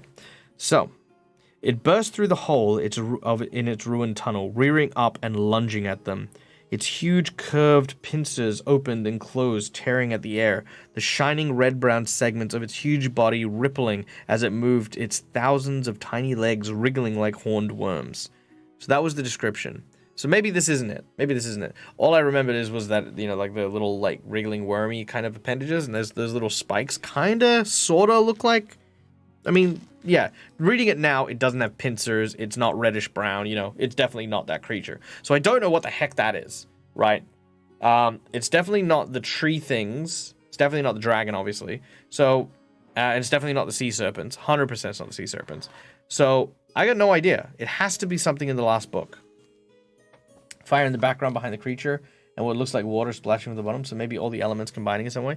Yeah, true. Maybe maybe something's gonna come down the river of Rin. Maybe one of the sea serpents. I don't know. But you know what? It dawns on me. I can't believe I never considered that. As soon as they said that they were going to be invading through air, I feel like part of me should have realized it's like, wait a minute, isn't there a dragon just in Rin? And it's like, yep. The Zebak are basically going, we cannot invade by sea because the Keeper of the Crystal is going to wipe us out with a tidal wave and sea serpents. And we cannot invade by air because of the freaking dragon. That's pretty much them done. You know. It's a distraction. What, the cover? The cover's a distraction? Maybe. Whew. All right. I am fulfilled. There's a good resolution to a wonderful story. I am most pleased with everything that has happened. All right. What say we go and raid out tonight? I think we've had a great stream together. You have all been truly wonderful, and it has been a privilege getting to hang out and play with you guys and chill out and have a good time. It was really nice meeting some people for the first time. It was super nice seeing some old friends and getting to hang out. We're going to be doing a DAG reads every Sunday on at this time. After this book, I have been long considering what I want to do. And McBluff, this one goes out to you. I am thinking what I might do is I might actually read the story or the stories that are in the Malifaux books. So there's a series of books from a game that I really, really like called Through the Breach. And it's a lot of stories about their lore and their history and their tales and stuff. So I'm very keen to maybe read some of those and see how it is. They can invade trade shipping and invade through power and sealed delivery. Yeah, that's right. Put themselves big Trojan Amazon parcel. Yep, that'll be it. Cunning Zebak. All right, let's see who we can raid. Who is up and about? Let's see. There's the Dirty 20. Where did Mendari go? Where's Mendari's stream? Mendari, why aren't you streaming? I should message her and be like, hey, are you okay? Why aren't you streaming? I don't want to raid on Sundays. Let's see.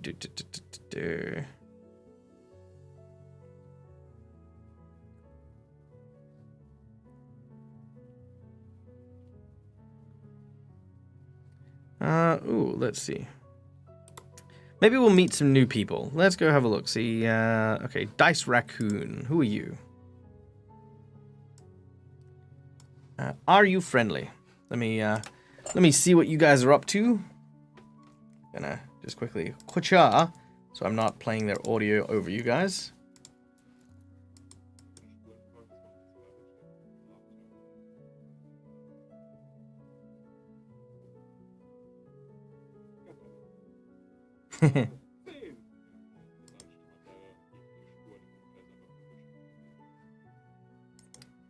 Alas, it is a German role-playing group.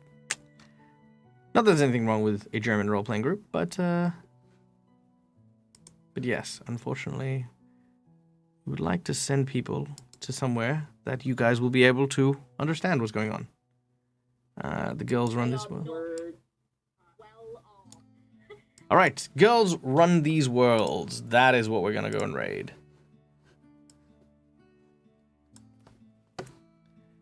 Let's go check out these guys.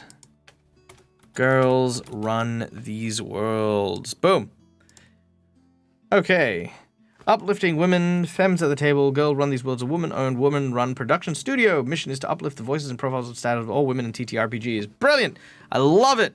All right, ladies and gentlemen, boys and girls, my name is Mark. I'm the Jealous Gamer. This is my place, this is my face. We'll be back in like 8 hours-ish, give or take, for Curse of the Crimson Throne, which is a Pathfinder adventure. So if you want to check us out, then that is where we'll be. Stay safe, stay wonderful, you beautiful and amazing people. Until we meet again, as always, from me to you, game hard or die trying. Bye, everyone!